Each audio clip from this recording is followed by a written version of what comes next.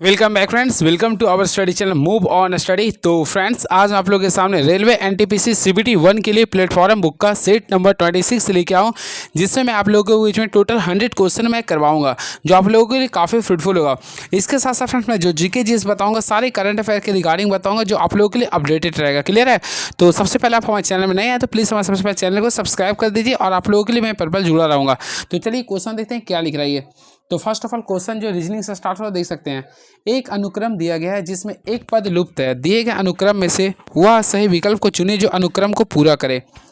तो फ्रेंड्स, अगर आप लोग देखिएगा, यहाँ पे आप लोग देख रहे हैं टी से स्टार्ट कर रहा है, टी लिख रहा है, डी एस लिख रहा है। क्लियर है? इसके बाद देखिए तो एक्स लिख रहा है, एल बी लिख रहा है। अगेन आप लोग का बी से स्टार्ट कर रहा है, बी टी के लिख रहा है। फ्रेंड्स, इतना इस टाइप्स का क्वेश्चन आता है, तो आप लोग को देखिएगा फर्स्ट ऑफ ऑल रिलेशन। देखिए टी का कितना होता है, 20 होता है, जस्ट लाइक सेम। एक्स का क्या होता है, 24, देख सकते हैं +4 ऐड हुआ।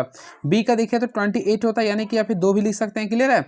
और एफ का क्या होता है, 6, यानी कि देखिए सारे में +4 इंक्रीज करा। तो हम लोग क्या करेंगे, एफ होता है 6 में हम लोग 4 को ऐड करेंगे तो 10 आएगा। 10 में क्या आता है, जे आ गया। क्लियर है? उसमें डी आप लोग का होता है, देखिए डी आता है आप लोग का 4 में, एल आता है आप लोग का 12 में, यानी 8 इंक्रीज हुआ। बी देखिए 20 में आता है ये, यानी 8 इंक्रीज करा। तो बी होता है 2 में, 2 में से 8 को इंक्रीज करेंगे 10 होगा, तो 2 8 10 होगा। तो यानी कि सेकंड में भी आप लोग का जे होगा। तो जे जे कहाँ पे है, तो ऑप्शन नंबर अगर देखें तो बी में आ रहा था, और सॉरी डी में। तो ऑप्शन नंबर डी आप लोग का J J C is the right answer. Clear है? और उसी प्रकार सी में जाते हैं, एस में हम लोग 9 को जोड़ते हैं, बी आएगा, फिर बी में 9 जोड़ेंगे, के आएगा, फिर देखिए के में 9 जोड़ेंगे, टी आएगा, फिर टी में 9 जोड़ते हैं तो सी आता है। तो ऑप्शन नंबर सी को क्लिक कर देंगे। नेक्स्ट क्वेश्चन, एक विशिष्ट कोड भाषा में फायर को JWNK लिखा जाता है तथा SCAL सील को QFJX लिखा जाता है, तो किसी इस कोड भाषा में GREW को क्या लिखाएगा? कुछ नहीं करना, सबसे पहले देखिए फायर को लिख रहा है FIRE। तो फ्रेंड्स, FIRE को अगर आप लोग लिख रहे हैं, देखिए यहाँ पे जे लिख रहा, फिर अगेन डब्ल्यू लिख रहा, फिर आप लोग का एन लिख रहा है, यहाँ पे के लिख रहा है। क्लियर है? तो चलिए देखते हैं किसमें क्या लिख रहा और कहाँ पे क्या इसमें रूल को अपना रहा। सबसे पहले अगर आप लोग थोड़ा सा कंसंट्रेट कीजिएगा तो काफ़ी अच्छे से पता चल जाएगा। देखिए इसमें क्या कर रहा है, मैं आप लोग को बताना चाहता हूँ। एफ में, एफ का होता है 6 में 5 को ऐड कीजिए, के आ गया। क्लियर है? जस्ट लाइक सेम यहाँ पे अगर आप लोग कीजिए, देखिए आई का होता है 9, 9 मैच कितना 14 हो गया, फिर 18 5 कितना 23 हो गया। ई में होता है 5, 5 में 10 हो गया, यानी कि सारे को अपोजिट करके आप लोग का 5 को इंक्रीज करा। जस्ट लाइक सेम अगर आप लोग करते हैं, यहाँ पे जी है, यहाँ पे आर है, यहाँ पे ई है और डब्ल्यू है, सारे में हम लोग इंक्रीज करेंगे। फर्स्ट ऑफ ऑल हम लोग क्या करें, डी में, डब्ल्यू में क्या करेंगे, 5 को इंक्रीज करके यहाँ पे लिखेंगे, यानी डब्ल्यू का था 23 में 5 को ऐड करेंगे तो कितना आएगा फ्रेंड्स, तो अल्टीमेटली आप लोगों को पता है 28 आएगा। 28 बोले तो बी आ गया। क्लियर है? अब जस्ट लाइक सेम जी के लिए लिखें, सबसे किनारे लिखें, जी का होता है आप लोगों के सामने 7 होता है, 7 5 12, यानी कि एल हो गया। क्लियर है? जस्ट लाइक ई होता है 5 में, तो 5 5 5 10 हो गया, यानी जे कर देंगे। आर होता है 18, 18 5 23, ऐसे नहीं डब्ल्यू। तो फ्रेंड BJWL होगा, BJWL, जो कि ऑप्शन के अकॉर्डिंग चलिए तो ऑप्शन नंबर ए को मोहब्बत से क्लिक कर सकते हैं। कुछ CL है, कोई भी AC नहीं है। देखिए सबसे पहले कुछ सबसे पहले लिखते कोई भी AC नहीं है, तो मान लीजिए कोई भी A आप लोगों का C नहीं है। यहाँ तक तो आप लोगों को क्लियर हो गया होगा। फिर लिख रहा है कुछ CL है, तो कुछ CL है। पहला आते हैं, देखते हैं क्या लिख रहा है ये। पहला लिख रहा है कुछ AC है, तो देखिए कुछ AC नहीं है, तो पहला कैंसिल कर देंगे। कुछ LA नहीं है, देखिए कुछ L जो A नहीं है, बिल्कुल नहीं है, तो यानी ये आप लोगों का सही हो गया। तो ऑप्शन के अकॉर्डिंग देखिए तो केवल आप लोगों का निष्कर्ष 2 सही कर रहा। तो ऑप्शन के अकॉर्डिंग चलिए तो केवल निष्कर्ष 2 सही कर रहा, ऑप्शन नंबर बी को क्लिक कर देंगे। क्लियर है? चलिए नेक्स्ट क्वेश्चन, आप लोग का जो रीजनिंग का क्वेश्चन आ चुका है, ये ब्लड रिलेशन का क्वेश्चन है। चलिए देखते हैं क्या लिख रहा है ये आप लोग को बताना है ई का बी से क्या संबंध है। सबसे पहले आप लोग ये जो चेन इसमें दिया, इसको हम लोग को सॉल्व करना पड़ेगा। देख सकते हैं A क्रॉस B है, तो सबसे पहले क्रॉस का तो P Q की माता है, यानी A जो है, ए जो आप लोग का बी के माता, तो ए जो आप लोग का ना ये बी का क्या होगा, ये देखिए ए जो आप लोग का बी की माता, यहाँ तक तो क्लियर हो गया होगा। क्लियर है? ए जो आप लोग का बी की माता है, फिर डिवाइड करके क्या लिख रहा है, पी क्यू का पिता है, यानी बी जो है, बी जो आप लोग का सी का पिता है, यानी कि आप इसका जेंडर समझ में आ गया, पिता हो गया, यानी प्लस कर देंगे। क्लियर है?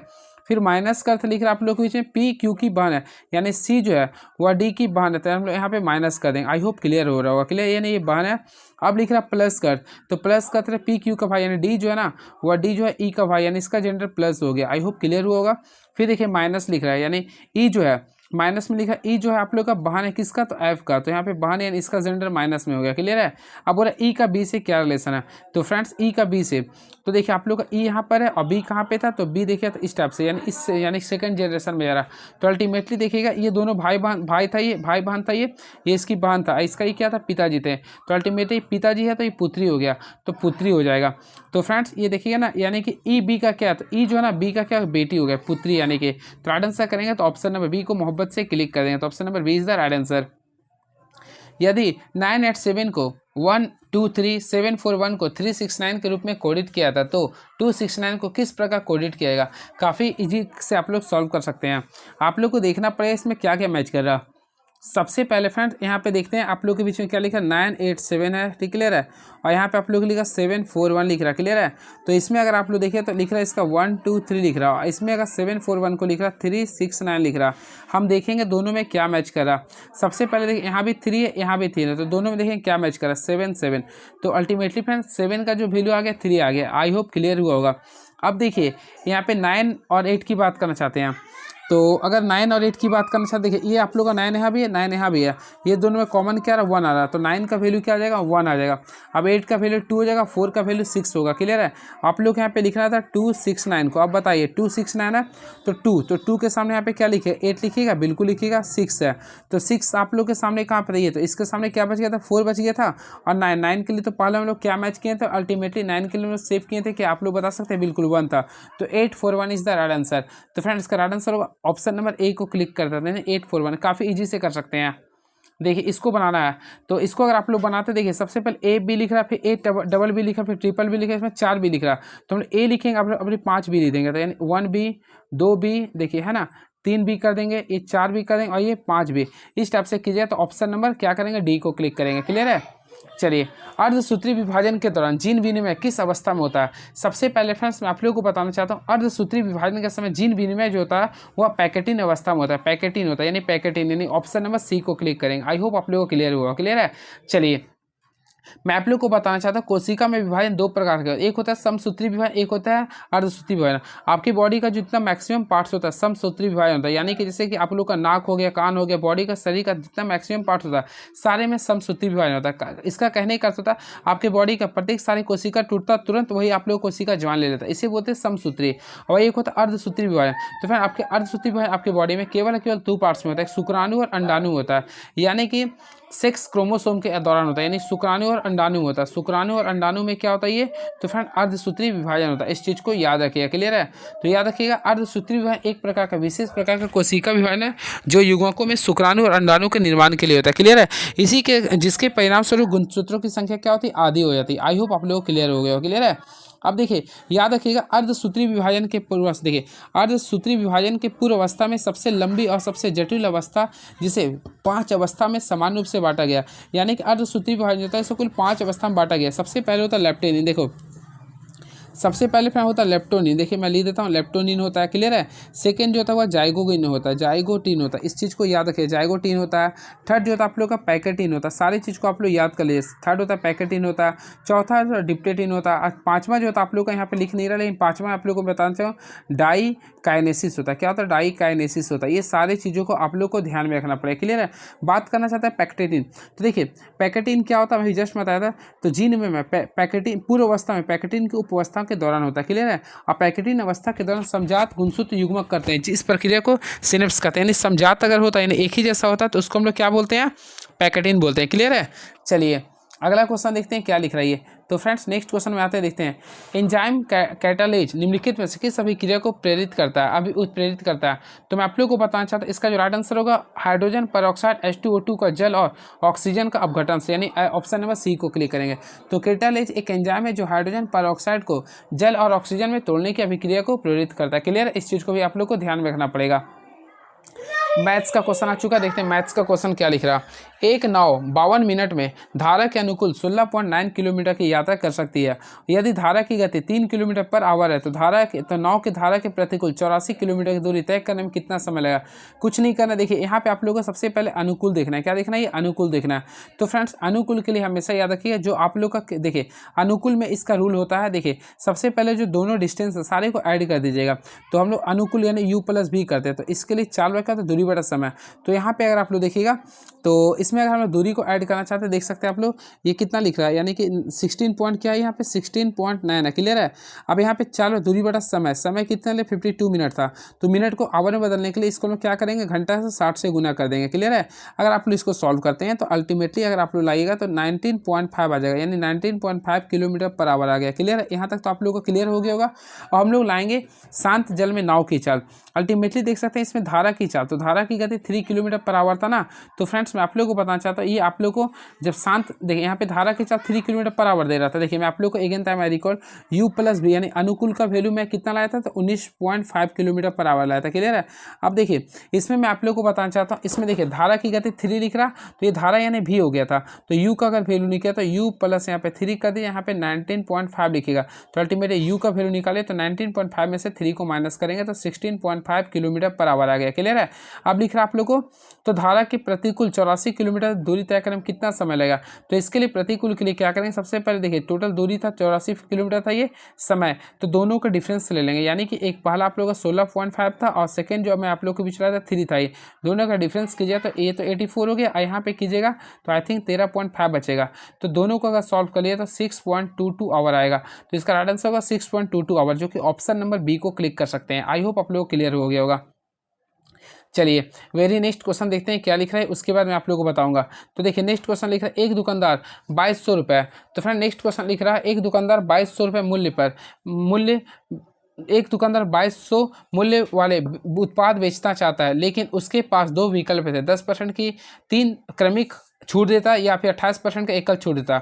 जो छूट के दोनों विकल्प का अंतर कितना था, तो इसके लिए मैं आप लोग को बताना चाहता हूँ। फर्स्ट ऑफ ऑल आप लोग क्या करें, 10% है ना, तो देखिए यहाँ 10% का 3 क्रमिक छूट देना था। तो हम क्या करेंगे, 10% के लिए बात करना चाहते हैं तो फर्स्ट ऑफ ऑल क्या करेंगे, फिर देखिए 10% है तो 10% को अगर आप लोग निकालते हो तो 1/10 होगा। क्या होगा 1/10, यानी कि 10 में से 1 को माइनस करेंगे 3 टाइम्स, 1 टाइम्स हो गया, अगेन सेकंड टाइम हो गया, ये आप लोग का 3rd टाइम्स हो गया। क्लियर है। अब यहाँ से आप लोग मल्टीप्लाई कीजिएगा तो आप लोग का ये देखिए 1000 टाइम्स आ गया, ये कीजिएगा तो 729 आ गया। आई होप क्लियर हो गया होगा। अब क्या करेंगे, दोनों का डिफरेंस देखेंगे, तो 1000 में 729 को माइनस करेंगे तो टोटल बचेगा 271 बचेगा। क्लियर है। अब इसको क्या करेंगे, 1000 से हम लोग डिवाइड कर देंगे, अब इंटू क्या करेंगे, हमेशा 100 करेंगे, तो यहाँ से यहाँ मल्टीप्लाई कर देंगे तो टोटल फ्रेंड्स आएगा 27.1% आएगा। कितना आएगा, 27.1% आ गया। क्लियर है। यानी कि 10% का 3 क्रमिक छूट लिखे तो 27.1% ला दिए हैं। क्लियर है। अब देखिए मैं अगेन आई रिपीट, इसमें ला दिए तो कितना आया था, देखिए लिख देता 27.1% लाए। क्लियर है। अब यहाँ के आप लोग का लिखा 28%, तो यहाँ पे दूसरा छूट लिख रहा 28%। अब बताइए दोनों में बेटर ऑप्शन क्या है, दोनों में अंतर बोल रहा। तो देखिए सबसे पहले क्या करेंगे, देखिए छूटों का अंतर 2000 मूल्य था ना, तो 2000 को 2 पार्ट्स में बांट देंगे, यानी कि टोटल कितना आ जाएगा 1000 आ जाएगा। यहाँ पे 1000 इंटू दोनों का डिफरेंस करेंगे, यानी 28% में से हम लोग 27.1% को घटाएंगे तो अल्टीमेटली 0.9% बचेगा। परसेंट है तो यहाँ पे हम लोग क्या करेंगे 100 से मल्टीप्लाई करेंगे। तो सॉरी यहाँ पे 2000 था ना, यहाँ पे 2000 था, तो अगर आप लोग गुना करते देखिए 0 0 कैंसिल हो गया, 0 0 कैंसिल हो गया, ये पॉइंट्स को हटाएंगे तो एक और 0 ये आ जाएगा। तो यहाँ पे टोटल कीजिएगा ना, तो 9 दिन क्या होता है, यहाँ पे करिए था ये, तो 9 दिन कितना था 18 रुपये। तो यहाँ पे टोटल अगर आप लोग सॉल्व करते हैं तो टोटल 18 रुपये आएगा, यानी ऑप्शन नंबर क्या आएगा, डी आएगा। तो option number D is the right answer. I hope आप लोगों को मजा आ गया होगा। क्लियर है। तो इस टाइप से आप लोगों को सॉल्व करना था। नेक्स्ट क्वेश्चन, यदि a plus B plus C का वैल्यू 15 है और A B plus B C plus C A का वैल्यू 15 है, तो A cube plus B cube plus C cube minus 3 A B C का वैल्यू क्या होगा। देखिए सबसे पहले आप लोग क्या करना, A cube plus B cube plus C cube minus 3 A B C का फॉर्मूला को आप लोग को जानना पड़ेगा। इसका फॉर्मूला होता है ए प्लस बी प्लस सी, आगे क्या कीजिए ए प्लस बी प्लस सी कर लीजिए, अगेन ब्रैकेट में बंद करके आप लोग को लिखना पड़ेगा। क्या लिखिएगा, देखिए ए प्लस बी प्लस सी, ए प्लस बी प्लस सी का होल स्क्वायर कर देंगे। क्लियर है। माइनस करना पड़े, यहाँ पे 3 करना पड़े, आप लोग पढ़े होंगे ए बी के बाद क्या लिखिएगा बी सी प्लस क्या लिखिएगा सी ए, ये सारे चीज़ों को लिखना पड़ेगा। I think A cube plus B cube plus C cube minus 3 B C का फॉर्मूला होता है A plus B plus C bracket A plus B plus C का whole square minus 3 A B plus B C plus C होता है। Clear है। अब इसके according हम लोग वैल्यू को पुट करेंगे। First of all A plus B plus C का वैल्यू देख रहे हैं 15 है, तो हम 15 ले दिए। क्लियर है। अब देखिए ए प्लस बी प्लस सी का है उसका 15 का स्क्वायर करेंगे तो 225 हो गया minus 3 A B plus B C plus C का वैल्यू कितना लिखा था 35 लिख रहा। अब हम लोग सॉल्व करेंगे, तो फ्रेंड इसको सॉल्व करेंगे तो 15 ने 15 कर दिए, क्लियर है। अब 225 था तो 225 रहने देंगे। अब देखिए यहाँ पे 35 को 3 से गुना करेंगे, अल्टीमेटली 105 आएगा, क्लियर। अब हम लोग इसको सॉल्व कर देंगे तो 15 225 में से 105 को घटाएंगे तो यहाँ पे क्या बचेगा, 0 बच गया, यहाँ पे 2 बच गया, यहाँ पे 120 बचेगा। अब 15 को 120 से गुना करेंगे तो 1800 आएगा, क्या आएगा 1800। तो इसका राइट आंसर होगा 1800, जो कि ऑप्शन नंबर ए को क्लिक कर सकते हैं। इसमें केवल आप लोग को फार्मूला बेस्ड क्वेश्चन था, क्लियर है। Again A cube plus B cube plus C cube minus 3bc का फार्मूला याद कर लिए, A plus B plus C bracket A plus B plus C का whole square minus 3ab plus bc plus C होता है, clear है। Sorry minus में होता था। चलिए नेक्स्ट क्वेश्चन, एक त्रिभुज का अंतर त्रिज्या 8 सेंटीमीटर है और उसकी भुजाओं की लंबाई का योग 125 सेंटीमीटर है, तो त्रिभुज का क्षेत्रफल क्या होगा। कुछ नहीं करना, देखिए सबसे पहले त्रिभुज का क्षेत्रफल निकालने बोलता ना, तो हम लोग क्या करेंगे, देखिए इसमें क्या कि अंतर्वृत्त की त्रिज्या 8 सेंटीमीटर, उसका भुजाओं का योग 125 है। तो देखिए त्रिभुज का क्षेत्रफल के लिए फार्मूला के हाफ कर दीजिएगा, क्लियर है, इनटू त्रिभुज का परिमाप लिखिएगा। तो इसका परिमाप यानी 125 दे दिया, यानी योग वही होता ना, और त्रिज्या अंतर त्रिज्या कितना लिखा 8, तो ये दोनों मल्टीप्लाई कर दिया, तो 2 का पावर में 8 कितना बनवाता है 4 बने। 125 को 4 से गुना करेंगे कितना आएगा 500 आएगा, तो यहाँ पे 500 सेंटीमीटर स्क्वायर आएगा। लेकिन आई रिपीट, त्रिभुज का क्षेत्रफल होता है हाफ गुना आधार गुना ऊंचाई होता ना, तो यहाँ पे आप लोग को जब भी अंतर त्रिज्या की बात करते हैं तो हाफ गुना त्रिभुज का परिमाप गुना अंतर त्रिज्या करते हैं। इसके अकॉर्डिंग 500 आपका आंसर आ जाएगा। मोहम्मद यूनिस ने 1983 में किस बैंक की स्थापना की थी। तो फ्रेंड्स मैं आप लोगों को बताना चाहता हूँ, मोहम्मद यूनिस ने 1983 में ग्रामीण बैंक की स्थापना की थी। तो राइट आंसर करेंगे तो ग्रामीण बैंक, यानी ऑप्शन नंबर ए को क्लिक करेंगे, क्लियर। इस चीज़ को आप लोगों को याद रहेगा। अब देखिए ये मोहम्मद यूनिस कहाँ के रहने वाला है आप लोगों को पता है, तो देखिए ये बांग्लादेशी है, याद रखिएगा। ये कहाँ के रहने वाला है, तो बांग्लादेशी है, क्लियर है। तो याद रखिए कहाँ के रहने वाला है, तो बांग्लादेशी। तो बांग्लादेशी मोहम्मद यूनिस को ग्रामीण बैंक की स्थापना के लिए 2006 में से शांति का नोबेल पुरस्कार से भी सम्मानित किया गया था, क्लियर है। और भारतीय ग्रामीण बैंक की स्थापना जो हुआ था 2 अक्टूबर 1975 को हुआ था। चलिए अगला क्वेश्चन देखते हैं क्या लिख रहा है ये। भारतीय संविधान के निम्नलिखित में से किस भाग को भारत का मैग्ना कार्टा कहते हैं, यानी कि देखिए भारत का मैग्ना कार्टा संविधान के किस भाग को कहते हैं। तो फ्रेंड्स मैं आप लोगों को बताना चाहता हूँ, भारतीय संविधान के भाग नंबर 3 को, भारतीय संविधान के भाग नंबर 3 को भारत का मैग्ना कार्टा कहते हैं, यानी ऑप्शन नंबर बी को क्लिक करेंगे, क्लियर है, याद रखिएगा। और सबसे पहले मैग्ना कार्टा का अर्थ होता है महान विभाजक, क्लियर है। इसको याद रखिए, भारतीय संविधान में सबसे पहले किस देश से लिया गया, तो याद रखिए मौलिक अधिकार इसको बोलते हैं। ये हम लोग हमारे देश में संविधान यानी अमेरिका के संविधान से लिया गया, इस चीज़ को याद रखिए, क्लियर है। और इसका अगर भाग तो ये आर्टिकल की बात करना चाहते हैं तो आर्टिकल में 12 से लेकर 35 तक इसका जिक्र किया गया, यानी आर्टिकल में 12 से 35 तक इसका जिक्र किया गया, क्लियर है। इस चीज़ को आप लोग को पता होगा, क्लियर है। चलिए बातें करना चाहते हैं कुछ इसके एक्स्ट्रा फैक्ट्स के बारे में। देखिए मौलिक अधिकार में संशोधन हो सकते हैं राष्ट्रीय आपातकाल के दौरान अनुच्छेद 352 एवं जीवन एवं व्यक्तिगत स्वतंत्रता के अधिकार को छोड़कर अन्य मौलिक अधिकार को स्थगित किया जा सकता है, क्लियर है। अब देखिए मैं आप लोग को एक चीज़ और रिकॉल करना चाहता हूँ। मौलिक अधिकार, सबसे पहले मौलिक अधिकार हम लोग भारतीय संविधान के मैग्ना कार्टा, क्लियर है, ये अमेरिका देश से लिया गया था। भाग नंबर 4, तो भाग नंबर 4 में आता है राज्य के नीति निर्देशक सिद्धांत, जिसे हम लोग बोलते हैं DPSP बोलते हैं, यानी direct to principle state policy होता है, क्लियर है। ये जो लिया गया आयरलैंड के देश से लिया गया। इसका आर्टिकल की बात करना चाहते हैं तो 36 से 51 होगा, 36 से 51 होगा। भाग नंबर 2 में आप लोग का डिस्कस किया गया नागरिकता को। नागरिकता कहाँ से लिया गया, तो फ्रेंड्स याद रखिए नागरिकता जो लिया गया आप लोग का ब्रिटेन के देश से लिया गया। अब भारत में एकल नागरिकता जो कि आर्टिकल नंबर 5 से लेकर 11 के बीच में, क्लियर है। चलिए अगेन नेक्स्ट क्वेश्चन, पृथ्वी से सूर्य से पृथ्वी की दूरी के केवल 2.8 गुना दूरी पर परिक्रमा करने वाला अब तक का सबसे निकटतम बौना ग्रह कौन सा है। तो फ्रेंड्स याद रखिए इसका जो सबसे बौना ग्रह होगा वह सेरस होगा। क्या होगा, सेरस होगा। तो ऑप्शन नंबर डी को क्लिक करेंगे, याद रखिए सेरस हो गया, क्लियर है। चलिए नेक्स्ट क्वेश्चन, महात्मा फुले द्वारा लिखित और वर्ष 1875 में प्रकाशित जाति व्यवस्था का पहला आलोचना एक में से था। तो देखिए सबसे पहले 1873 में, याद रखिए 1873 में एक बुक को लॉन्च किया था जिसका नाम था गुलामगिरी। तो याद रखिए गुलामगिरी बुक जो लॉन्च किया था वह गुलामगिरी 1873 में लॉन्च किया गया था, और इसका जो मेन संपादक थे वह ज्योतिबा फुले थे, क्लियर है। तो याद रखिए गुलामगिरी महात्मा फुले या फिर ज्योतिबा फुले द्वारा लिखित और वर्ष 1873 में प्रकाशित जाति व्यवस्था की पहली आलोचना में से एक है, क्लियर है। और याद रखिए ज्योतिबा फुले को महात्मा फुले बोलते हैं। इन्होंने सत्य शोधक समाज की स्थापना किया था। क्वेश्चन आता है सत्य शोधक समाज की स्थापना किसने किया था, तो याद रखें किसने किया था, तो ज्योतिबा फुले ने किया था, क्लियर है। इस चीज़ को भी आप लोग को ध्यान में रखना पड़ेगा, क्लियर है। चलिए अगला क्वेश्चन देखते हैं क्या है, तो गुलामगिरी में बता दिया। चलिए नेक्स्ट क्वेश्चन, भारत निम्नलिखित में से किस मंदिर का निर्माण राजा राज चोल द्वारा कराया गया था। यहाँ पे देखिए राजा राज चोल द्वारा किया गया था, क्लियर है। तो मैं आप लोगों को बताना चाहता हूँ, देखिए बृहदेश्वर मंदिर का निर्माण जो कराया था राजा राज चोल के द्वारा किया गया था, क्लियर है। याद रखिएगा राजा राज प्रथम जो थे 985 से, देखिए मैं 985 से लेकर 1014 ईस्वी तक थे ये, क्लियर है। चलिए आप लोग को अगेन आई रिपीट, सबसे पहले कुछ एक्स्ट्रा फैक्ट्स बता देना चाहता हूँ। देखिए आप लोग कमेंट बॉक्स में लिख सकते हैं मीनाक्षी मंदिर कहाँ पे है। तो फ्रेंड्स मीनाक्षी मंदिर के बारे में आप लोगों को जानकारी रखना पड़ेगा, मीनाक्षी मंदिर कहाँ है। और जगन्नाथ मंदिर तो आप लोगों को पता होगा ये पुरी में आता है, यानी उड़ीसा में आता है, क्लियर है। लिंगराज मंदिर कहाँ पे था, तमिलनाडु में आता है, क्लियर है। चोल वंशों ने इसे बनवाया था, क्लियर है। ये सब सारी चीज़ों को आप लोग को ध्यान में रखना पड़ेगा। चलिए अगला क्वेश्चन देखते हैं क्या लिख रहा है ये। तो फ्रेंड नेक्स्ट क्वेश्चन, भारत में उच्चतम न्यायालय का प्रथम महिला न्यायाधीश। देखिएगा यहाँ पे क्वेश्चन लिख रहा है उच्चतम न्यायालय का महिला, मुख्य न्यायाधीश नहीं बल्कि न्यायाधीश के बारे में केवल डिस्कस कर रहा। मैं आप लोग को बताना चाहता हूँ अब तक भारत के सुप्रीम कोर्ट में आज तक एक भी कोई अभी तक CJI नहीं बने, लेकिन मे भी पॉसिबल 2027 में किसका नाम था मैं माइंड में स्किप नहीं है, लेकिन माइंड में अभी नहीं आ रहा, मैं बता दूंगा तो बनने वाला। लेकिन अभी तक केवल और केवल महिला न्यायाधीश जो बने केवल और केवल एक ही नाम था, उसका नाम था फातिमा बीबी। तो देखिए फातिमा बीबी, तो फातिमा बीबी भारत के उच्चतम न्यायालय के प्रथम महिला न्यायाधीश बने थे, क्लियर है। अब मैं आप लोग को बताना चाहता हूँ, माइंड में आ गया मैं, देखिए तो इसका हो गया। अब मैं आप लोग को कुछ रिकॉल करवाना, ध्यान से सुनेगा। देखिए सुप्रीम कोर्ट में जज बनने वाली पहली महिला बोलता है, अगर सुप्रीम कोर्ट में जज बनने वाली पहली महिला बोलते ना तो उनका नाम था, याद रखें महिला की बात करते तो पहले का नाम था इंदू, याद रखें इंदू मल्होत्रा, हाँ इंदू मल्होत्रा ही था, याद रखिएगा। सुप्रीम कोर्ट में अगर जज कोई बनने वाली पहली महिला थी तो उसका नाम था इंदू मल्होत्रा थी, ठीक है। वही बात करते हैं HP यानी उच्चतम न्यायालय की, उच्चतम यानी कि हाई कोर्ट के सबसे पहला CJI मुख्य पहला महिला जो बनी थी, यानी उसका नाम था लीला सेठ, याद रखिएगा। यानी कि सुप्रीम कोर्ट का पहला जो CJI महिला बनी थी वह लीला सेठ थी।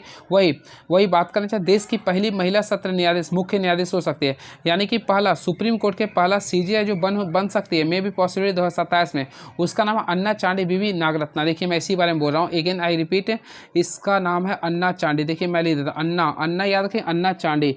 देखिए मैं लिख देता हूँ अन्ना चांडी बीबी नागरत्न, अन्ना चांडी बीबी नागरत्न, ये चीज़ को याद रखिएगा, बीबी नागरत्न, इस चीज़ को आप लोग को ध्यान में रखना पड़ेगा, क्लियर है। ये 2027 में भारत की पहला मुख्य न्यायाधीश हो सकती है, ठीक है, इस चीज़ को याद रखिएगा। अब वर्तमान में भारत का CJI कौन है फ्रेंड, तो ये करंट अफेयर में पूछ रहा कर चुके। तो 14 मई 2025 को शपथ लिए थे, उनका नाम था BA गवई थे, क्या नाम था, BA भूषण ऐसा नाम बोल रहा, भूषण अग्र कुछ था, गवाई था, ये याद रखिएगा, क्लियर है, जो कि बौद्धिस्ट है, क्लियर है।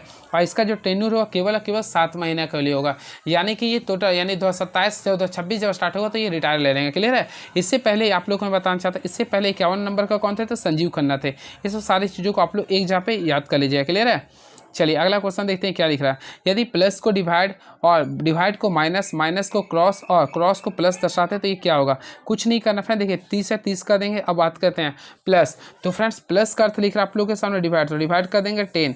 अब देखिए डिवाइड का अर्थ क्या लिख रहा है माइनस, तो माइनस कर देंगे 6, फिर माइनस का अर्थ लिख रहा है गुना 5 कर देंगे, फिर गुना का अर्थ लिख रहा है प्लस, फिर 6 लिख रहा है।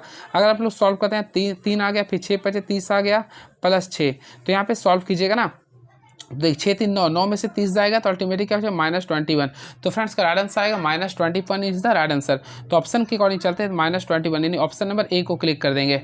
चलिए रेमी ने अपनी घड़ी मेज पर इस प्रकार रखी है कि शाम 6 बजे घंटी की सुई दक्षिण दिशा की ओर इशारा करती है, तो फिर मिनट की सुई किस दिशा की ओर इशारा करेगी। कुछ नहीं करना, देखिए आप लोग को 6 बजे की बात कर रहे हैं ना, तो फ्रेंड देखिए मान लीजिए कि ये हो गया रेमी, सबसे पहले 6 बजे रहेगा, शाम के 6 घंटे की सुई। देखिए आप लोग 6 मान लीजिए सबसे पहले यहाँ पे 12 लिखिएगा, यहाँ पे क्या लिखेगा 6 लिखिएगा, यहाँ पे 3, यहाँ पे 9 लिखिएगा। तो यहाँ पे घंटे की सुई तो अल्टीमेटली पता है मिनट की सुई क्या उत्तर दिशा की ओर करेगी, तो राइट आंसर होगा उत्तर दिशा, जो कि ऑप्शन नंबर C को क्लिक कर सकते हैं। चलिए नेक्स्ट क्वेश्चन देखिए, बीज गणित का संबंध गणित से होता है, तो उसी प्रकार सिंफनी का संबंध किससे होता है, तो फ्रेंड याद है सिंफनी का संकेत आप लोगों को जो संगीत से होता है, किससे होता है, संगीत से होता है।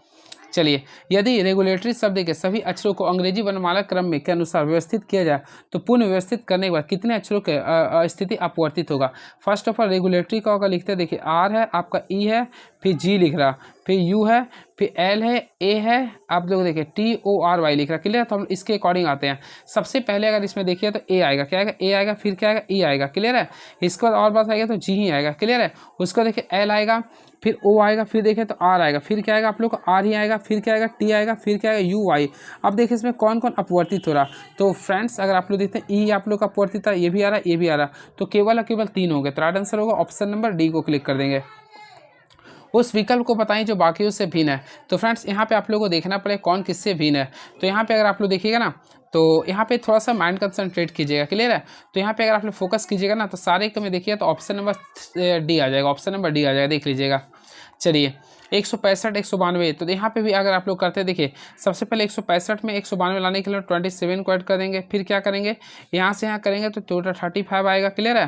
फिर यहाँ पे करेंगे तो +53 आएगा, फिर कीजिएगा तो यहाँ पे तो +51 होगा। लास्टली अगर हम लोग क्या करेंगे, देखिए इसमें यानी यहाँ +8 आ रहा, फिर +8 आ रहा, +8, तो 51 में से 8 को जोड़ेंगे 59 आएगा, तो 3 इसमें हम लोग क्या करें 59 को अगर ऐड करते हैं तो 9 और 1 10 हो गया, 5 2 7 और 1 8 हो गया, ये 3, तो 380 आएगा। तो फ्रेंड्स ऑप्शन के अकॉर्डिंग चलते हैं, तो ऑप्शन नंबर बी को क्लिक कर देंगे, क्लियर है।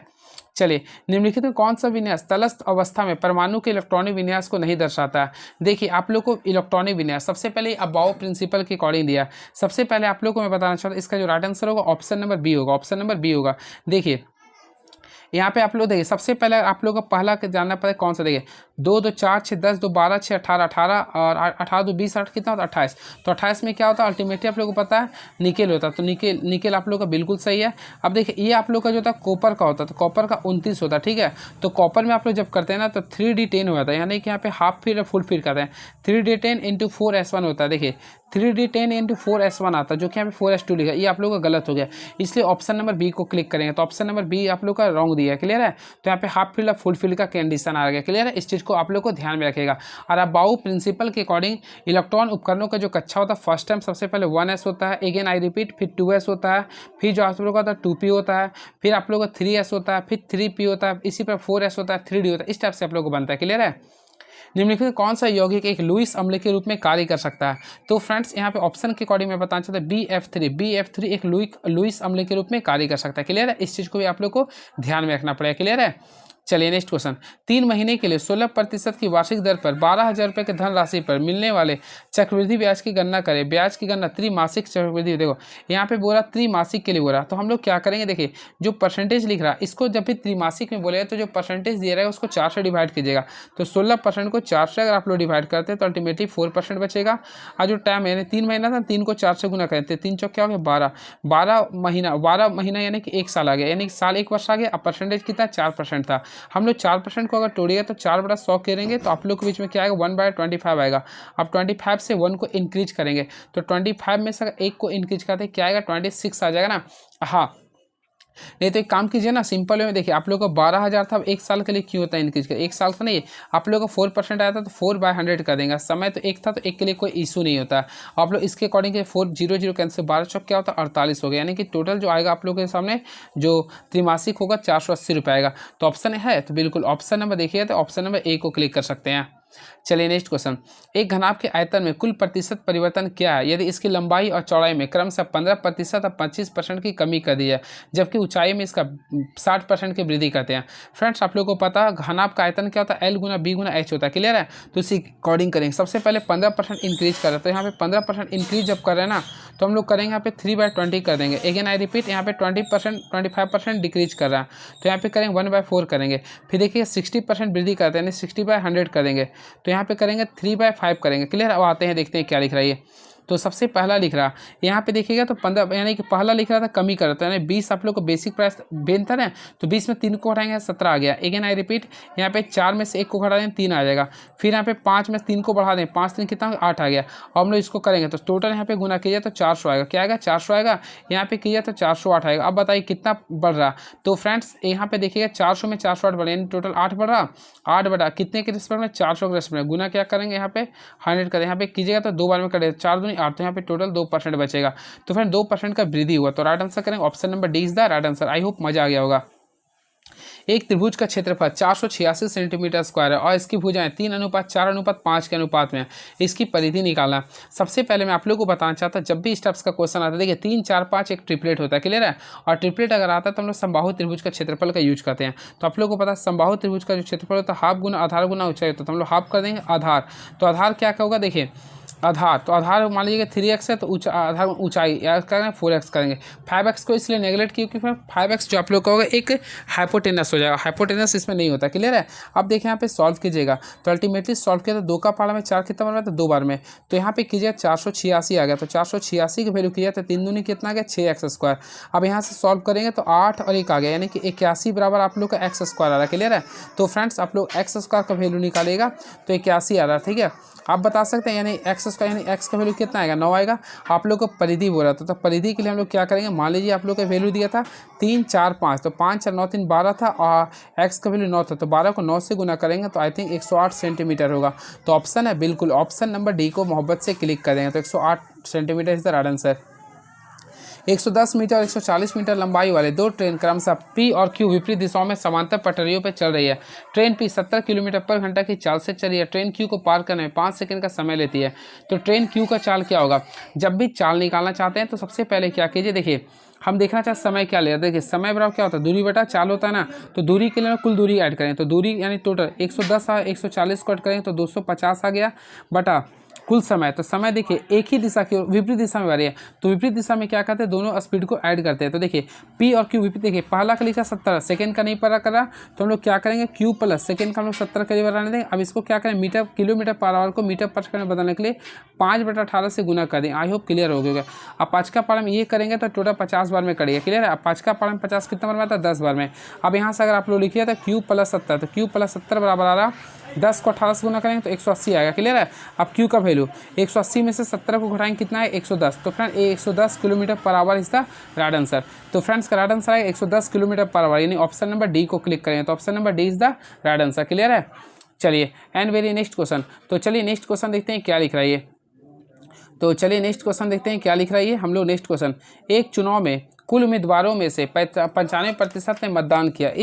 इस चुनाव में केवल 2 उम्मीदवार ए और बी थे। विजेता ए ने कुल मतों का 75% मत प्राप्त करके अपने प्रतियोगी में बी को 5500 मतों से हरा दिया। तो चुनाव में मतदाताओं की कुल संख्या कितनी थी। सबसे पहले आप लोगों को क्या करना है, इस क्वेश्चन को बनाने के लिए देखिए सबसे पहले कुल मत मान लीजिए 100 था, 100 में से 95% मत डाला गया, क्लियर है।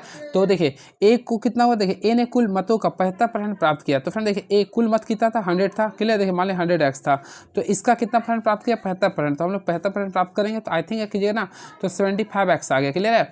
तो बी को कितना प्राप्त होगा, तो अल्टीमेटली क्या होगा, तो बी को कितना प्राप्त होगा, अब लिख रहा बी प्राप्त हुआ तथा अपने प्रतियोगिता बी को 5500 वोटों से हरा दिया। तो यहाँ पे हम लोग देखना चाहते हैं टोटल, अगर बी के लिए देखिए ना, तो यहाँ पे आप लोगों को 95% तो मतदान किया था। देखिए कुल मतदान कितना 95% किया था। तो यहाँ पे बी के लिए क्या करें, टोटल जो मतदान थे, नहीं 95% में से हम लोग इसका जो था 75x को घटा देंगे। तो यहाँ से किया तो 20x आ गया था, यानी बी का वैल्यू देखें 20x आ गया।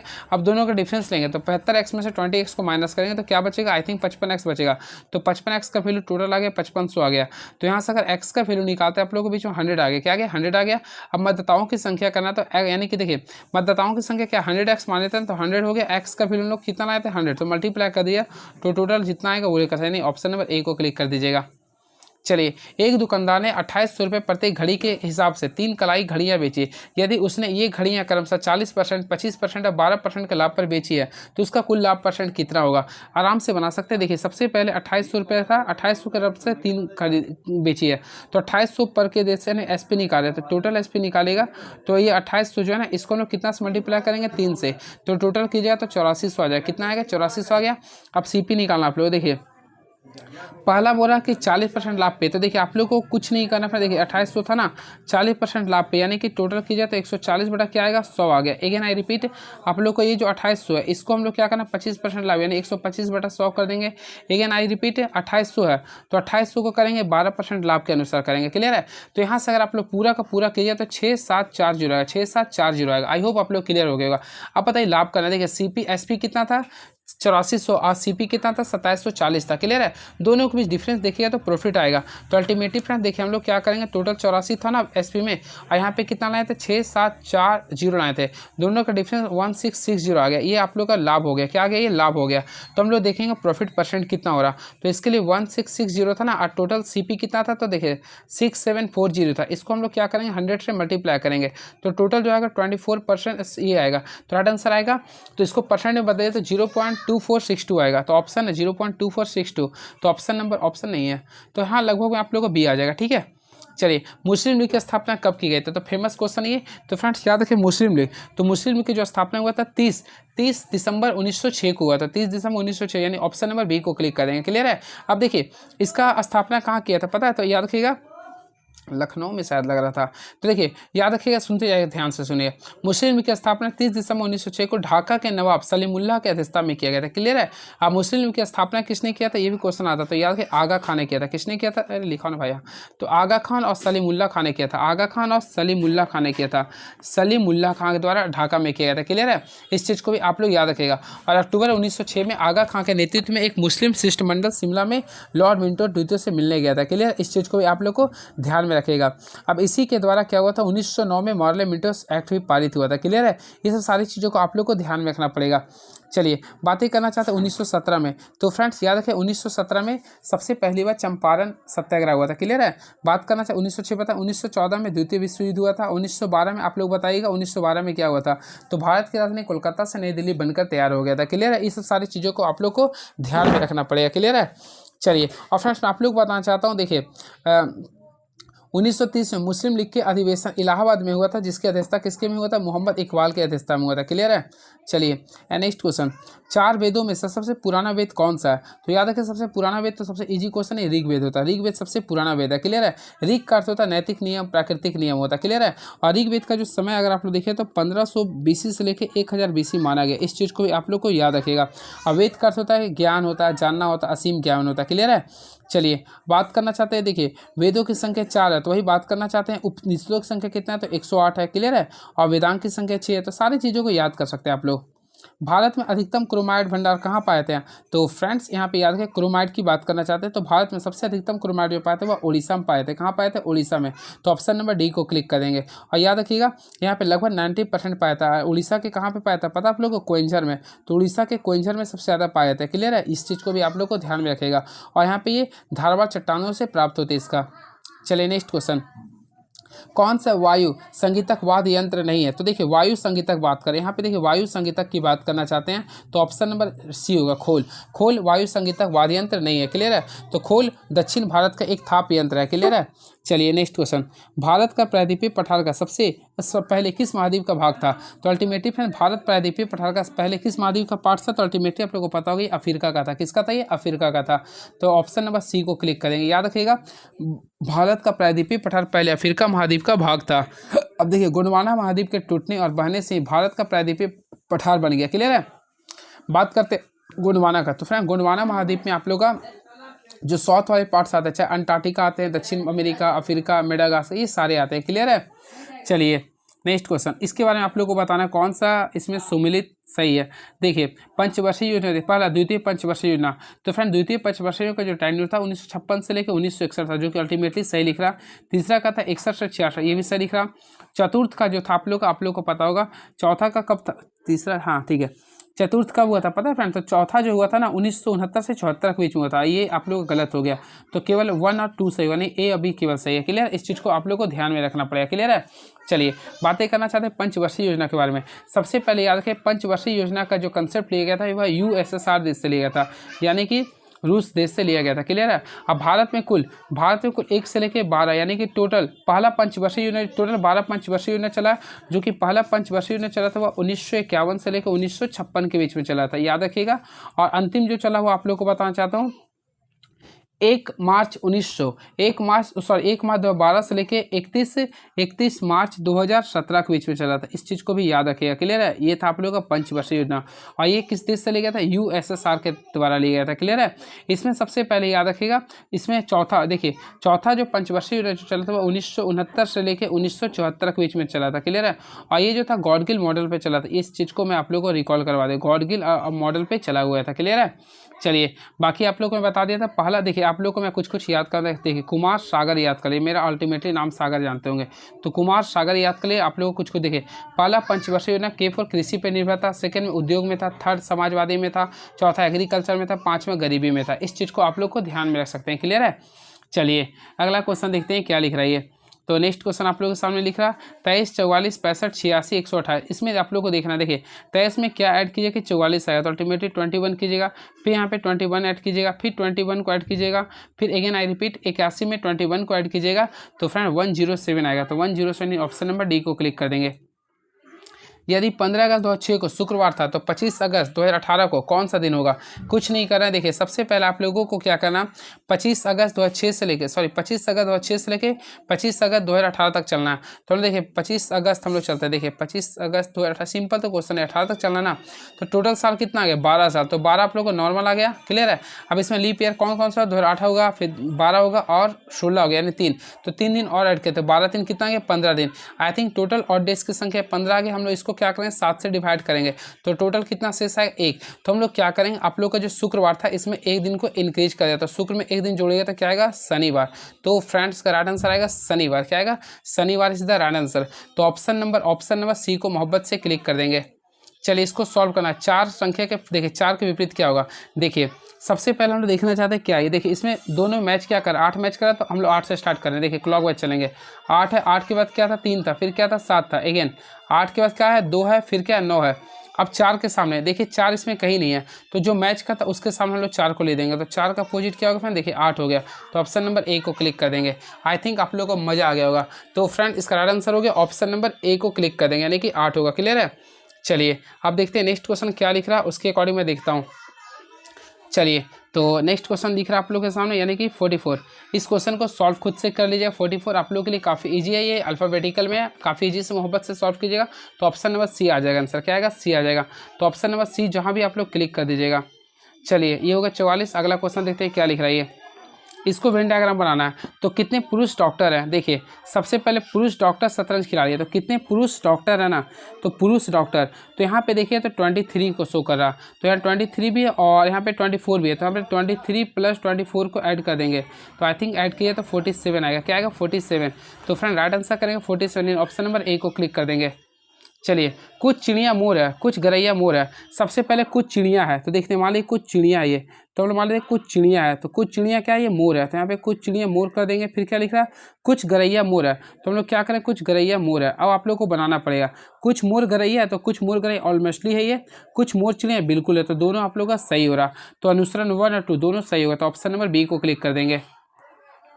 एक सरल लोलक का आवर्त काल दुगुना करने के लिए इसकी लंबाई कितना गुना करना चाहिए? सबसे पहले फ्रेंड्स आप लोगों को मैं बताना चाहता हूँ, इसका फॉर्मूला पढ़ेंगे। टी का क्या होता है? 2 पाई होता है, √L/G होता है। क्लियर है। अब बोला ना आप लोग को इसका आवर्त काल दुगुना करना है, ठीक है। तो आवर्त काल अगर दुगुना करना है तो इसकी लंबाई को कितना गुना करेंगे? कुछ नहीं करना है। देखिए अगर आप लोग देखिए इसमें ये फार्मूला होता है, थोड़ा सा अगेन आई रिपीट, सबसे पहले फार्मूला को याद कर ले। टी का 2 क्या होता है? 2 पाई √L/G होता है। इस चीज़ को याद कर लिए होंगे तो काफ़ी अच्छी बात है।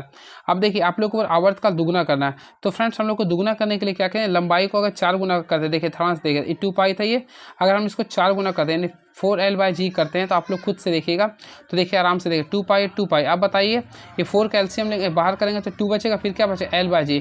अब देखिए 2 गुना बचेगा ना यहाँ पे, यानी 2 यहाँ पे 2 गुना टी कर सकते हैं ना, तो केवल इसको क्या करें? लंबाई को 4 गुना कर देंगे। क्या करेंगे? 4 गुना। तो ऑप्शन नंबर सी को क्लिक कर देंगे। क्लियर है।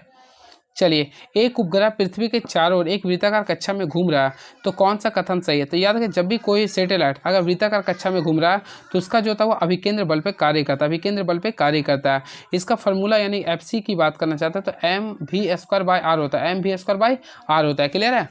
चलिए and very next question is now. तो नेक्स्ट क्वेश्चन देखते हैं क्या लिख रहा है ये। तो नेक्स्ट क्वेश्चन देखते हैं क्या लिख रही है। गांव P के अवैध मतों और गांव S के अवैध मतों का अनुपात क्या होगा? देखिए P और S का बात करना, P के अवैध मत, तो देखिए P है तो P कहाँ पे जाए? P है तो इसके लिए वैध मत 90 लिख रहा है, ठीक है। तो अवैध मत कितना होगा? तो फ्रेंड यहाँ पे 10% हो जाएगा। उसी प्रकार S के अवैध मत, तो S के अवैध मत 85 था तो कितना होगा? 15। दोनों का रेशियो निकालेगा तो 2 रेशियो क्या आएगा? 3 आएगा। 2 रेशियो 3 यानी ऑप्शन नंबर ए को क्लिक कर देंगे। तो 49 का 2 रेशियो 3, हाँ 2 रेशियो 3 आएगा। क्लियर। तो ऑप्शन नंबर ए को क्लिक कर देंगे। चलिए इसको सॉल्व करना है। देखिए एक क्वेश्चन काफ़ी लाजवाब क्वेश्चन है ये। जब भी इस टाइप्स का क्वेश्चन आता है तो आप लोग को अप्लाइड का यूज करना पड़े। देखिए सबसे पहले अल्टीमेटली आप लोग पढ़े होंगे तो काफ़ी अच्छी बात है, नहीं है तो हमसे सीख लीजिए। देखिए सबसे पहले याद रखिएगा sin²A, देखिए sin² + sin²B, यानी इस टाइप से क्वेश्चन आता है और दोनों का वैल्यू होता है 1। आई थिंक अगर दोनों को सम करने पर यानी एंगल A और B को सम करने पर अगर 90 डिग्री आता है तो दोनों का स्क्वायर में तो उसका वैल्यू क्या होता है? 1। अब इसी प्रोसेस को हम लोग यूज करेंगे। आई होप आप लोगों को समझ में आ गया मैं क्या बोलना चाहता हूँ। देखिएगा कुछ नहीं करना फ्रेंड, जो मैं बोल रहा हूँ केवल उस चीज़ को रिकॉल कीजिए। देखिए ये 15 डिग्री है अब बताइए 15 में कितना ऐड कीजिए कि टोटल 90 आ जाएगा। तो 15 प्लस 75 हो जाएगा ना। तो देखिए 15 का 75 देखिए मैं आप लोगों के साथ ऐड कर रहा हूँ। तो 15 प्लस 75 के कॉम्बिनेशन बन गया अगेन सेकंड। 25 को किससे बनाएंगे हम लोग के सामने आ जाएगा 90। तो 25 और 55 को बनाएगा तो कितना 5 2 यहाँ पे 88 आ जाएगा। 25 को 65 से बना सकते हैं अगेन। 35 को किससे बनाएंगे तो 35 को 55 से बना। यहाँ पे देख लीजिए अब साइन स्क्वायर 45 आप लोग अल्टीमेटली बच चुका है। तो साइन स्क्वायर 45 को तो 1/√2 होता है। तो इसका स्क्वायर करें तो केवल 2 होगा। ये दोनों की वैल्यू 1 लिख देंगे, ये दोनों की वैल्यू 1 आ जाएगा। फिर ये दोनों अगला क्या बचा था, ये दोनों वैल्यू 1 आएगा, फिर लास्ट में 1/2 आएगा। क्लियर है। आप सॉल्व कीजिए 1 1 2 और 1 3। तो फ्रेंड राइट आंसर कीजिए 3.1/2 आ जाएगा। तो 3.1/2 लिखिए या फिर 3.1/2 को और तोड़ना चाहते 3 2 6 7 7/2। तो काफी अच्छा सा 7/2 को ऑप्शन में कर सकते हैं। ऑप्शन नंबर बी को क्लिक कर सी को क्लिक कर सकते हैं। 12% साधारण ब्याज पर 3 वर्षों का दे 10,920 रुपये का ऋण का भुगतान किस वार्षिक किस्त पे होगा। देखिए किस्त वाला क्वेश्चन आता है तो आप लोग को देखिए सबसे पहले क्या करना पड़ेगा 3 वर्ष ना है तो आप लोग को क्या करना पड़ेगा सबसे पहले 100% लीजिएगा 100% लेना पड़ेगा। अब 12% को ऐड करना तो पहला में 12 को ऐड करेंगे 112 हो गया, सेकंड में जोड़िए तो 124 हो गया। क्लियर है। अब क्या करेंगे तीनों को जोड़ देंगे 6 लेंगे यहाँ पे 2 3 और 1 4 लिखना पड़ेगा ना। ये तो यहाँ पे 4 लिखेंगे यहाँ पे 3 कर देंगे। तो टोटल अगर देखिएगा तो 2 3 हाँ यहाँ पे सॉरी यहाँ पे 3 ही आएगा, हमसे मिस्टेक हो गया। तो फिर यहाँ पे 3 है 336% का वैल्यू अगर टोटल देखिएगा तो आप लोग के सामने 10,000 यहाँ पे क्या लिखा है 10,990 लिख रहा है 10,920 रुपये लिख रहा है। क्लियर है। तो हम लोग क्या करेंगे 100% का वैल्यू निकालेंगे। तो फ्रेंड्स 100% का अगर वैल्यू निकालेंगे टोटल वैल्यू आएगा 3250 आएगा 3250। आई थिंक ऑप्शन के अकॉर्डिंग चलेंगे ना तो ऑप्शन नंबर ए को क्लिक कर देंगे। क्लियर है। तो प्रत्येक किस्त की राशि क्या होगा 3,250 रुपये होगा। क्लियर है। चलिए and very next question is now. तो नेक्स्ट क्वेश्चन देखते हैं क्या लिख रहा है उसके अकॉर्डिंग मैं बताने का भरपूर प्रयास करूंगा। यदि 120 व्यक्ति प्रतिदिन 6 घंटे कार्य करके एक कार्य को 16 दिनों में भीतर कर सकते हैं तो 64 व्यक्तियों को प्रतिदिन करते कितने घंटे काम करना चाहिए ताकि उस काम को 15 दिन के भीतर पूरा किया सकता है। असली मसाले सच MDH यानी कि इस फार्मूला के हम लोग MDH फार्मूला का यूज करेंगे। तो देखिए MDH तो पहला M 120 है, डी का वैल्यू आप लोगों को कितना दे रहा 16 दिन लिख रहा, एच कितना लिखा 6 घंटे यहाँ तक लिख दें। अगला 64 व्यक्ति तो 64 व्यक्ति दिए कितने घंटे काम करें मान लो एच कर देंगे कितना दिन लिख रहा था 15। आप सॉल्व कर लीजिए ना। अब देखिए कैंसिल करते हैं तो 6 का पारा देखिए मैं कैंसिल तो 15 का पारा में अगर 120 कीजिए ना तो 15 8 120 होता है 8 बार में काट दिए। 8 का पारा में 64 कितना बार में आता है 8 बार में, फिर 8 का पारा में 16 2 बार में आता है। तो एच का वैल्यू 8 दूनी 6 दूनी कितना होता है 12 हो गया। तो टोटल निकालेगा तो 12 आवर आएगा यानी 12 आवर आएगा। तो ऑप्शन नंबर सी को क्लिक कर देंगे। चलिए एक किराने वाले को 48 रुपये प्रति किलो और 28 रुपये प्रति किलो की दर से चीनी को किस अनुपात में मिलाया जाना चाहिए ताकि 40 रुपये किलो का मिश्रण बन जाए। सबसे पहले फ्रेंड 40 रुपये बताना 40 का देंगे। अब आप लोग देखिए यहाँ पे 48 था और यहाँ पे आप लोग का लिख रहा है 28, दोनों का डिफरेंस देखेंगे तो 40 में से 28 को घटाएंगे तो फ्रेंड्स आप लोग को पता है क्या बचेगा 12 बचेगा ना। तो यहाँ 12 ले देंगे फिर 48 में से 40 को घटाएंगे 8 बच जाएगा। ठीक है। रेशियो लिखेगा तो 3:2 आएगा 3:2 आएगा। तो आप क्या लिख रहा 3:2 नहीं तो यहाँ पे अपोजिट करके बोल रहा है तो 2:3 कर सकते हैं। तो ऑप्शन नंबर ए को क्लिक कर देंगे। क्लियर है। चलिए दो संख्याओं का अनुपात 1:2 है। यदि दोनों संख्याओं में 21 जोड़ दिया जाए तो अनुपात 5:7 होता है। तो संख्याएं ज्ञात करना। देखिए संख्या तो आप लोग का 1:2 है तो चलिए 1:2 मान लिया। अरे यार मैं आप लोगों को तरीका से बताना चाहता हूँ। देखिए 2 अनुपात चलिए मान 1 है यहाँ पे 2 है। ठीक है। दोनों में कैसे बताएं जो आप लोगों को समझ आए। देखिए सबसे पहले इसमें दो संख्याओं का अनुपात 1:2 दोनों संख्याओं में 21 जोड़ देता है। क्लियर है। तो देखिए मान लीजिए कि पहला संख्या x था, सेकंड संख्या क्या लिख रहा। अरे भाई ऐसे नहीं बताओ। देखिए मान लीजिए कि पहला आप लोग को 1 था, सेकंड लिख रहा था 2 लिख रहा था, दोनों हम लोग 21 को जोड़ते हैं यानी 21 यहाँ भी जोड़ रहे हैं 21 यहाँ भी जोड़ रहे हैं। ठीक है। तो आप लोग के बीच में लिख रहा है 5:7 होता है। आप लोग को निकालना इस टाइप से जब भी क्वेश्चन रहेगा ना आप लोग क्या इसको इससे मल्टीप्लाई कीजिए इसको इससे। तो 5 दूनी 10 में से 7 को घटा देंगे कितना बचा 3। अब डिफरेंस देखेंगे ये हो गया पहला। अब देखिए अब इसको इससे मल्टीप्लाई करेंगे तो फ्रेंड्स देखिए 5 को 21 से गुना किया 125 कितना आ गया 105 होगा ना। 105 में 21 को 7 से गुना करेंगे तो 105 में से यहाँ दोनों का डिफरेंस लेंगे। देखिए 7 को 21 से गुना के 7 यानी 147 आ गया और वैसे 21 को 5 से गुना किया तो 105 आएगा। तो डिफरेंस आ गया टोटल 42 का आ गया यानी कि 3 का रेशियो आ रहा 42। ठीक है। तो 1 का रेशियो लिखा था 14 आ रहा यानी 14 आ रहा। तो फ्रेंड्स हम लोग को निकालना किसका था इन संख्याओं को ज्ञात करना था। तो 14 और दूनी 28 होगा नहीं 14 28 होगा। तो ऑप्शन है बिल्कुल। तो ऑप्शन नंबर ए को क्लिक करें 14:28 होगा। क्लियर है। भारत की जनसंख्या वृद्धि दर सन में घट गई थी। तो फ्रेंड्स आप लोग को पता होगा भारत की जनसंख्या वृद्धि दर आप लोग को मैं बताना चाहता हूँ सबसे ज़्यादा जो घटी थी वह 1981 में घट गया था यानी कि घट गया था वृद्धि दर बोला ना ये तो 1981 में घट गया था। तो याद रखिएगा। क्लियर है। अब देखिए याद रखिएगा, इसमें साल 1981 में गर्भ निरोधक उपायों को अपनाने से जन्म दर में तेजी से कमी आए थे। यानी कि फ्रेंड इस समय क्या हुआ था ना, गर्भ निरोधक को अपनाया गया था जिसकी वजह से कमी आया था। क्लियर है। इसे चलिए अब मैं आप लोगों को बताना चाहता हूँ भारत के जन्म के इतिहास में 1921 को, याद रखिए 1921 को महान विभाजक की संज्ञा दी गई। क्लियर। 1921 को महान विभाजक की संज्ञा दी गई। क्लियर है। इसके अकॉर्डिंग मैं आप लोग एक चीज़ और रिकॉल करवाना चाहता हूँ। देखिए भारत में पहला जनगणना जो हुआ था 1872 में हुआ था। किसके काले में? तो लॉर्ड मेयो के काले में। क्लियर है। इसके बाद जो अस्थाई जो हुआ था ना 10 साल वर्ष ना, तो 1881 से लॉर्ड रिपन के कार्यकाल में स्टार्ट हो गया था। क्लियर है। और लास्टली जो जनगणना हुआ था 2011 में हुआ था। क्लियर है। प्रत्येक 10 वर्ष के अंतराल में होता है। अब जो नेक्स्ट होने वाला हो आप लोग का 1 मार्च 2027 से होगा, जिसका हरी झंडी नरेंद्र मोदी ने दे दिया था, तो 2027 से होगा। क्लियर है। याद रखिएगा, जाति गणना भी होगी और इस प्रकार भी होगा। चलिए आर्य समाज के संस्थापक कौन थे? तो फ्रेंड्स याद रखिए, आर्य समाज के जो संस्थापक थे उनका नाम था दयानंद सरस्वती। तो ऑप्शन नंबर ए को क्लिक करेंगे। तो दयानंद सरस्वती आर्य समाज का संस्थापक थे, जो कि इसका स्थापना किया था 1875 में किया था। 1875 में किए थे। क्लियर है। चलिए इसके साथ साथ याद रखिएगा इसका मुख्यालय कहाँ है? तो याद रखिए इसका मुख्यालय जो था लाहौर में था। कहाँ पे था फ्रेंड? लाहौर में था। क्लियर है। चलिए और इसके साथ साथ और भी कुछ वैसा तो नहीं। देखिए बात करना चाहते हैं रविन्द्रनाथ टैगोर का। तो रविन्द्रनाथ टैगोर का एक बुक था, उसका नाम क्या था? तो गोरा था। क्लियर है। और क्या स्वामी विवेकानंद ने 1893 में शिकागो में अपना सम्मेलन में भाग लिए थे। क्लियर है। और वैसा कुछ नहीं। चलिए नेक्स्ट क्वेश्चन। भारत ने पहली बार एशियाई खेलों की मेजबानी किस वर्ष की थी? तो फ्रेंड्स याद रखिए भारत ने पहली बार एशियाई खेलों का मेजबानी जो किया था वो 1951 में किया था। कब किया था? 1951 में किया गया था। और वही बात करना चाहते दूसरी बार कब किया था? तो 1982 में किया था। क्लियर है। चलिए एंड नेक्स्ट क्वेश्चन, अस्पाव नृत्य भारत के किस क्षेत्र से संबंधित है? तो देखिए काफ़ी फेमस क्वेश्चन है, ये स्टैटिक्स क्वेश्चन पूछ सकता है। तो अस्पाव नृत्य की बात करना चाहते हैं तो भारत के लद्दाख में। कहाँ पे? भारत के लद्दाख में है, जो कि लद्दाख भारत के बताना चाहते हैं 31 अक्टूबर। देखिए 31 अक्टूबर 2019 को भारत के यूटी बन गया। क्लियर है। तो वहाँ के एक प्रकार का ये क्या है? एक प्रकार का नृत्य है। क्लियर है। और फ्रेंड्स मैं आप लोग को बताना चाहता हूँ लद्दाख का भी वर्तमान उप गवर्नर कौन है? तो याद रखिए बीडी मिश्रा। इस चीज़ को भी आप लोग को ध्यान में रखना पड़ेगा। क्लियर है। और आई थिंक यहाँ पर टोटल आप लोग का सामने 2 आप लोग का जिला थे, कारगिल और लेह थे, जो कि इसका राजधानी लेह थे। और लेकिन यहाँ पे 5 और इसको जिला को नामांकित किया गया। क्लियर है। इस चीज़ को भी आप लोग को ध्यान में रखना पड़ेगा। क्लियर है। चलिए अगला क्वेश्चन देखते हैं क्या लिख रहा है ये। तो फ्रेंड्स नेक्स्ट क्वेश्चन देखते हैं क्या लिख रहा है ये। तो चलिए नेक्स्ट क्वेश्चन देखते हैं क्या लिख रही है। जापान की संसद को क्या कहते हैं? क्लास 9th का क्वेश्चन है। तो याद रखिए जापान की संसद को द नेशनल डाइट बोलते हैं। क्या बोलते हैं? द नेशनल डाइट बोलते हैं। तो ऑप्शन नंबर डी को क्लिक कर देंगे। क्लियर है। बातें करना चाहते हैं पार्लियामेंट। तो देखिए यहाँ पे पार्लियामेंट किन किन देशों के संविधान देखिए पार्लियामेंट के बारे में बता देना चाहते इसका 10 गो नाम आता है। देखिए पार्लियामेंट किसको किसको कहते हैं? सबसे पहले यहाँ देखिए पार्लियामेंट सबसे पहले किसको किसको बोलते हैं? तो ब्रिटेन के संविधान को बोलते हैं, ब्रिटेन के संसद को पार्लियामेंट बोलते हैं। ऑस्ट्रेलिया को बोलते हैं, उसके साथ कनाडा को एबीसी हो गया। फिर देखिए दक्षिण अफ्रीका को भी बोलते हैं। या देखिए एबीसीडी याद कर लें। इसके साथ न्यूजीलैंड के भी, इस सारे को बोलते हैं हम लोग पार्लियामेंट बोलते हैं। क्लियर है। वही बात करना चाहते हैं हम लोग स्कॉटलैंड का। तो स्टार्टिजिंग जो बोलते हैं वो नॉर्वे के संविधान को, नॉर्वे के संसद को बोलते हैं। और फार्मेटिंग जो बोलते हैं या डेनमार्क के संसद को बोलते हैं। अब भारत के संसद को क्या बोलते हैं? संसद बोलते हैं। ये भी याद रखिएगा, भारत के संसद को क्या बोलते हैं? संसद बोलते हैं।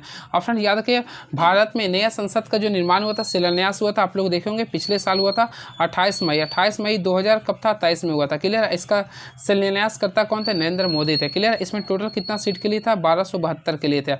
इस सारी चीज़ों को याद रखेगा आप लोग। क्लियर है। इसका डिजाइनर कौन थे? विमल पटेल थे।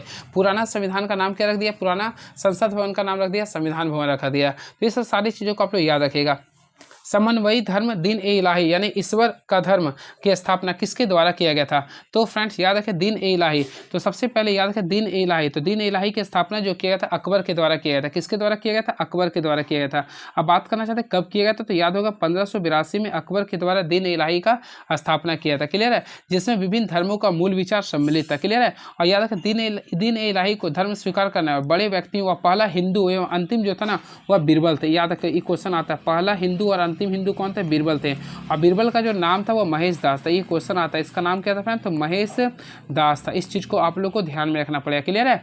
चलिए बातें करना चाहते हैं इसके बारे में। सबसे पहले आप लोग को मैं कुछ रिकॉल करवाना चाहता हूँ। देखिए अकबर के लिए सबसे मेन नृत्य खड़े जहांगीर। तो फ्रेंड जहांगीर का मकबरा कहाँ पे, तो याद रखें लाहौर है। कहाँ पे ये, लाहौर में है। वही बाबर की बात करना चाहते हैं तो बाबर का कहाँ पे, काबुल में है। कहाँ पे, ये काबुल में है। क्लियर है। और अकबर का कहाँ पे, तो अकबर में आप लोग कमेंट बॉक्स में लिखिए। देखिए इसके बारे में बताइए। औरंगजेब का भी बताइए। देखिए आप लोग को मैं ट्रिक बता दे रहा, कभी ना भूलिए। KDS, देखिए KDSLLA याद कर लीजिए, इससे कभी ना भूलिए। अब देखिए भाषा तो आप लोग पढ़े होंगे BHAJSA। अब आप लोग यहाँ से काफ़ी अच्छे से सीख सकते हैं। देखिए मैं जो बता रहा हूँ ध्यान से सुने। सबसे पहले बाबर का कहाँ पे, K4 काबुल, हुमायूं का दिल्ली हो गया, A4 अकबर का सिकंदरा हो गया, J4 जहांगीर का लाहौर हो गया, S4 होता है शाहजहां, शाहजहां का आगरा हो गया, A4 हो गया A4 हो गया औरंगजेब, औरंगजेब का हो गया औरंगाबाद हो गया। क्लियर। तो इस टिप से आप लोग याद कर सकते हैं। चलिए नेक्स्ट क्वेश्चन। यहाँ तक की प्रश्न के बाद, यहाँ एक प्रश्न के बाद देखिए इसको आपको बताना है, क्या सरकार को विद्युत चालित वाहनों के प्रचलन को बढ़ाने के लिए सब्सिडी देनी चाहिए। पहला, हाँ, इससे विद्युत चालित वाहनों को बिक्री बढ़ेगी। नहीं, लोगों को ऐसी किसी सब्सिडी का इंतजार ना करके उसे पर्यावरण की सुरक्षा करने के लिए आगे होनी चाहिए। तो फ्रेंड्स अगर आप लोग इसमें देखना चाहें तो तर्क 1 आप लोग का ज़्यादा कंफर्टेबल लग रहा है तो ऑप्शन नंबर बी को क्लिक कीजिए। हाँ, इससे विद्युत चालित वाहनों में बिक्री बढ़ेगी। क्लियर है। तो option number 1 is the B is the right answer. कौन सा निम्नलिखित वर्गों के बीच में संबंध को सही ढंग से दर्शाता है। हुकुम, पानी, ताश का गड्डी। तो देखिए इसमें आप लोग देखिए सबसे पहले मान लीजिए ताश का गड्डी। क्लियर है। ताश की गड्डी में आप लोग को हुकुम भी आता है और पान भी आता है। तो इस टाइप से अगर करते हैं तो ऑप्शन नंबर काफ़ी मोहब्बत से डी को क्लिक कर सकते हैं। चलिए नेक्स्ट क्वेश्चन। तो नेक्स्ट क्वेश्चन देखते हैं क्या लिखा है। नीचे दिए गए आकृति में दर्पण प्रतिबिंब को बताना। फ्रेंड्स अगर आप लोग दर्पण प्रतिबिंब बताना चाहते हैं तो कुछ भी नहीं करना। देखिए आप लोग को याद है दर्पण में के लिए मिरर इमेज बोलता ना, तो इसमें क्या क्या लेफ्ट को राइट कर दिया, राइट को लेफ्ट। तो देखिए इस टाइप से था ना, यानी ये आप लोग का लेफ्ट में था तो हम लोग राइट में कर देंगे। तो अल्टीमेटली ऑप्शन नंबर देखिए, तो यानी कि बी को क्लिक कर दे। तो बी आप लोग को जो लिख रहा है वह आप लोग का बी में, यानी हाँ सॉरी ई वाला होगा, तो यानी इस टाइप से कर देंगे। क्लियर है। चलिए हमें एक प्रश्न पूछने की आवश्यकता है कि क्या भारत में आम जनता को उत्पाद की बिक्री के लिए लाइसेंस देने से पहले पश्चिम देशों में पेटेंट किए गए निर्मित उत्पादों को पहले नमूने के रूप में इस्तेमाल किया जाना चाहिए। हाँ, यह आवश्यक है क्योंकि यह एक कई उत्पाद भारतीय जनता को आवश्यकताओं के रूप में अनुमत नहीं करते हैं। तो इसमें अगर देखिए ना तो तर्क 1 ही मजबूत हो रहा है। क्लियर है। देखिए इसको आप लोगों को करना पड़ेगा विकल्प वाला को। तो 65 को अगर आप लोग करते हैं, देखिए सबसे पहले क्या करना पड़ा, 8 6 14 14 हो गया, 14 4 18 18 7 कितना हो गया 25। तो 25 का वर्गमूल कर दें 5 आ गया। तो 12 और 9 12 9 कितना होता है 21 होता है, 21 7 28 28 8 36 36 का क्या हो गया 6 हो गया, 10 9 19 19 से 14 करेंगे तो 19 से 14 कितना होता है, आई थिंक 33 होता है, 33 से 16 49 49 किसका वर्गमूल होता है 7 का। तो ऑप्शन नंबर ए को क्लिक कर देंगे। Next question. अनिल का कद सन्नी से लंबा है। चलिए मान लीजिए ये अनिल है, अनिल का जो है सन्नी से लंबा है, तो यानी ये आगे हो गया। फिर लिख रहा है सन्नी का कद बेबी से छोटा है। तो सन्नी का जो कद है ना बेबी से छोटा है। तो सन्नी का, रुकिए यहाँ पे सबसे पहले देखिए सन्नी का कद क्या लिखा है, बेबी से छोटा है। तो यानी इससे सन्नी जो है ना, सन्नी से बड़ा कौन हो गया, बेबी हो गया। क्लियर है। अब यहाँ पे लिखा सन्नी का कद बेबी से छोटा हो गया। ठीक है। अब यहाँ पे लिखा अनिल का कद सन्नी से लंबा है, यानी कि अनिल को हम लोग आगे लिख देंगे। क्लियर है। अब यहाँ पे लिख रहा बेबी का कद अनिल से कद से छोटा है, तो यहाँ पे तो हम लोग कर दिए। ठीक है। अब लिख रहा आप लोग यहाँ पे पता है सबसे यहाँ पे एक और व्यक्ति छूट गया। तो यहाँ पे अगर देखिए तो यहाँ पे बोस बच रहा था, यहाँ पे बोस बच गया था। क्लियर है। तो बोला सबसे छोटा कौन है, तो फ्रेंड्स अगर आप लोग देखिए सबसे छोटा कौन बचा है, बोस बच रहा है। तो बोस यानी ऑप्शन नंबर डी को क्लिक कर देंगे। काफ़ी इजी से बना सकते थे। ठीक है। तो देख लीजिए क्वेश्चन नंबर के अनुसार देखिए तो बोस आ जाएगा। तो ऑप्शन नंबर डी को क्लिक कर देंगे। निम्नलिखित में कौन सा कथन ओजोन परत के बारे में सही नहीं है। ओजोन परत सप्ताह मंडल में पाए थे, बिल्कुल फ्रेंड याद रखें ओजोन परत का 85% सप्ताह मंडल में पाए थे, जो कि बिल्कुल सही है। ओजोन परत सूर्य से आने वाली हानिकारक पराबैंगनी किरणों को अवशोषित करते बिल्कुल करती है। क्लोरोफ्लोरोकार्बन ओजोन परत की क्षरण के लिए मुख्य जिम्मेदार बिल्कुल है ये। ओजोन परत पृथ्वी पर ग्रीन हाउस प्रभाव के लिए मुख्य रूप से जिम्मेदार नहीं, ग्रीन हाउस प्रभाव के लिए ओजोन परत जिम्मेदार नहीं है। तो ऑप्शन नंबर डी को क्लिक करेंगे, यानी कौन सही नहीं है तो ऑप्शन नंबर डी को क्लिक कर देंगे। तो option number D is the right answer. Clear है। तो ऑप्शन नंबर डी गलत हो जाएगा। देखिए ग्रीन हाउस प्रभाव के लिए आप लोग का मेन जो होता है वह CO2 होता है। क्या होता है ये, CO2 होता है। कल मैं वीडियो अगर आप लोग देखेंगे तो मैं आप लोग को बताया था यानी ग्रीन हाउस गैस में कुल कितने, देखिए ग्रीन हाउस प्रभाव के लिए एक क्योटो प्रोटोकॉल हुआ था जो कि 1997 में हुआ था। क्लियर है। इसमें कुल आप लोग का जो मेन गैस आता है सबसे पहले CO2 आते हैं। क्लियर है। फिर आप लोग का मीथेन आते हैं। क्लियर है। फिर नाइट्रस ऑक्साइड आता है। क्लियर है। फिर आप लोग का SF6 आता है। क्लियर है। फिर HFC आता है। क्लियर है। तो ये सब सारे क्वेश्चन आते हैं। क्लियर है। चलिए अगला क्वेश्चन, कौन सा प्रोग्रामिंग भाषा ऑब्जेक्टिव ओरिएंटेड प्रोग्रामिंग ओरिएंटेड का समर्थन नहीं करता है। यहाँ पर लिखा जावा लिख रहा, C++, पाइथन लिख रहा है या सी। तो फ्रेंड्स 68 के बारे में बात करना चाहते हैं तो राइट आंसर होगा सी होगा। क्या होगा, सी होगा। क्लियर है। तो याद है सी प्रोग्रामिंग भाषा ऑब्जेक्ट ओरिएंटेड प्रोग्रामिंग का समर्थन नहीं करता है। क्लियर है। और बात करना चाहते हैं OPP का, तो OPP के बारे में आप लोगों को बता दिया था। क्लियर है। चलिए and very next question is now. तो देखते हैं नेक्स्ट क्वेश्चन क्या लिख रहा है ये। तो नेक्स्ट क्वेश्चन क्या लिखा देखते हैं ये। 20 सेंटीमीटर और 32 सेंटीमीटर त्रिज्याओं वाले दो वृत्तों के केंद्र एक दूसरे से 60 सेंटीमीटर की दूरी पे है। इन वृत्तों को सीधी उभयनिष्ठ स्पर्श रेखा की लंबाई, देखिए यहाँ पे लिख रहा है एक सीधी के लिए लिख रहा है, यहाँ पे थोड़ा कंसंट्रेट कीजिएगा। यहाँ पे लिख रहा है आप लोगों को सीधी उभयनिष्ठ स्पर्श रेखा की लंबाई और अनुप्रस्थ उभयनिष्ठ की लंबाई ज्ञात करना। कुछ नहीं करना, सबसे पहले मैं आप लोगों को बताना चाहता रेशियो निकालना था ना, तो रेशियो निकालना है आप लोगों को क्या करना पड़ेगा। सबसे पहले सीधी उभयनिष्ठ के लिए, तो सीधी के लिए क्या करते हैं, जो दोनों के भी डिस्टेंस होता है अगर डिस्टेंस का स्क्वायर कर देंगे, आई होप आप लोग पढ़ेंगे, फिर तो बीच में माइनस ही लेते हैं। और जब भी सीधी के लिए बोलते हैं तो ये दोनों जो दिया है रेडियस, ये दोनों का डिफरेंस का होल स्क्वायर लेते हैं। तो 32 में से हम लोग क्या करेंगे, यहाँ पे 32 में से 20 का डिफरेंस का होल स्क्वायर कर देंगे। आई होप क्लियर होगा। अगेन आई रिपीट, आप लोग को फिर से वही करना पड़ेगा। यहाँ 60 लेंगे, अनुप्रस्थ के लिए कर रहे हैं तो यहाँ कर देंगे माइनस। अब अनुप्रस्थ में क्या करते हैं, दोनों का ऐड करते हैं, तो 32 प्लस क्या करेंगे 20 का स्क्वायर कर देंगे। क्लियर है। अब इसके बाद क्या करेंगे, अंडर रूट हम लोग ले लेंगे। तो फ्रेंड इसको सॉल्व कीजिएगा ना, तो टोटल का वैल्यू अगर आप लोग सॉल्व करते हैं 3√2 बाई क्या आएगा, √7 आएगा। तो यहाँ पे 3√2 बाई √7 आएगा। तो ऑप्शन के अकॉर्डिंग चलेंगे ना, तो ऑप्शन नंबर ए को क्लिक कर दीजिएगा। क्लियर है। चलिए एक इसको आप लोग खुद से देखिएगा। 6 अंकों की संख्या 6, 7, 5, 4, 5 के 2 में के का वह अधिकतम संख्या मान ज्ञात करें जिससे वह 3 से विभाज्य होगा। तो देखिए यहाँ पे 3 से विभाज्य बोल रहा ना, तो यहाँ पे देखिए 6 है, 7 है, फिर क्या लिख रहा है 4 लिख रहा है, फिर 5 लिख रहा है, फिर के लिख रहा है, 2 लिख रहा है। इसमें क्या लिख रहा है के से ना, तो यहाँ पे देखिए के लिए लिख रहा था हम लोग, देखिए 3 से विभाज्य है। तो 3 से विभाजित होने के लिए तरीका क्या होता है, सारे का ऐड जो अधिकतम बोल रहा ना, अधिकतम मान बोल रहा, तो सारे का ऐड 3 से डिविजन होना चाहिए। 6, 7, 13 होगा, 13, 4, 17, 17, 13, 4, 17, 17, 5, 22, 22 से 2 कितना होता है 24। 24 में अगर आप लोग 8 जोड़ते हैं 32, 32 3 का टेबल में नहीं आता। फिर यहाँ पे मान ली 24 में 9 जोड़ते हैं, 24 से 9 कितना 33, तो हो सकता है। तो ऑप्शन नंबर क्या करेंगे, डी को क्लिक करेंगे। तो 71 का राइट आंसर होगा ऑप्शन नंबर डी होगा। क्लियर है। चलिए नेक्स्ट क्वेश्चन। तो फ्रेंड्स नेक्स्ट क्वेश्चन है ये आप लोग के लिए, मैं स्किप कर देता हूँ इसको। देखिए आ चुका है द्विघात समीकरण का क्वेश्चन। देखते हैं क्या लिख रहा है ये 73 नंबर।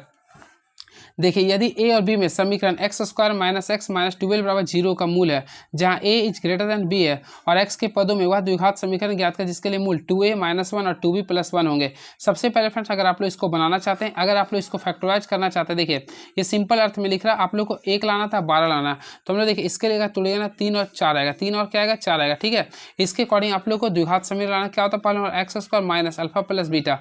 तो यहाँ पे कीजिएगा ना, तो दोनों को ऐड कर देंगे। तो सिंपल वे में अगर आप लोग करते हैं, तो सिंपल वे में देखिए हम लोग इसके अकॉर्डिंग सॉल्व करते हैं। तो देखिए कुछ नहीं करना, यहाँ पे देखिए मूल 2a - 1 लिख रहा है। ठीक है।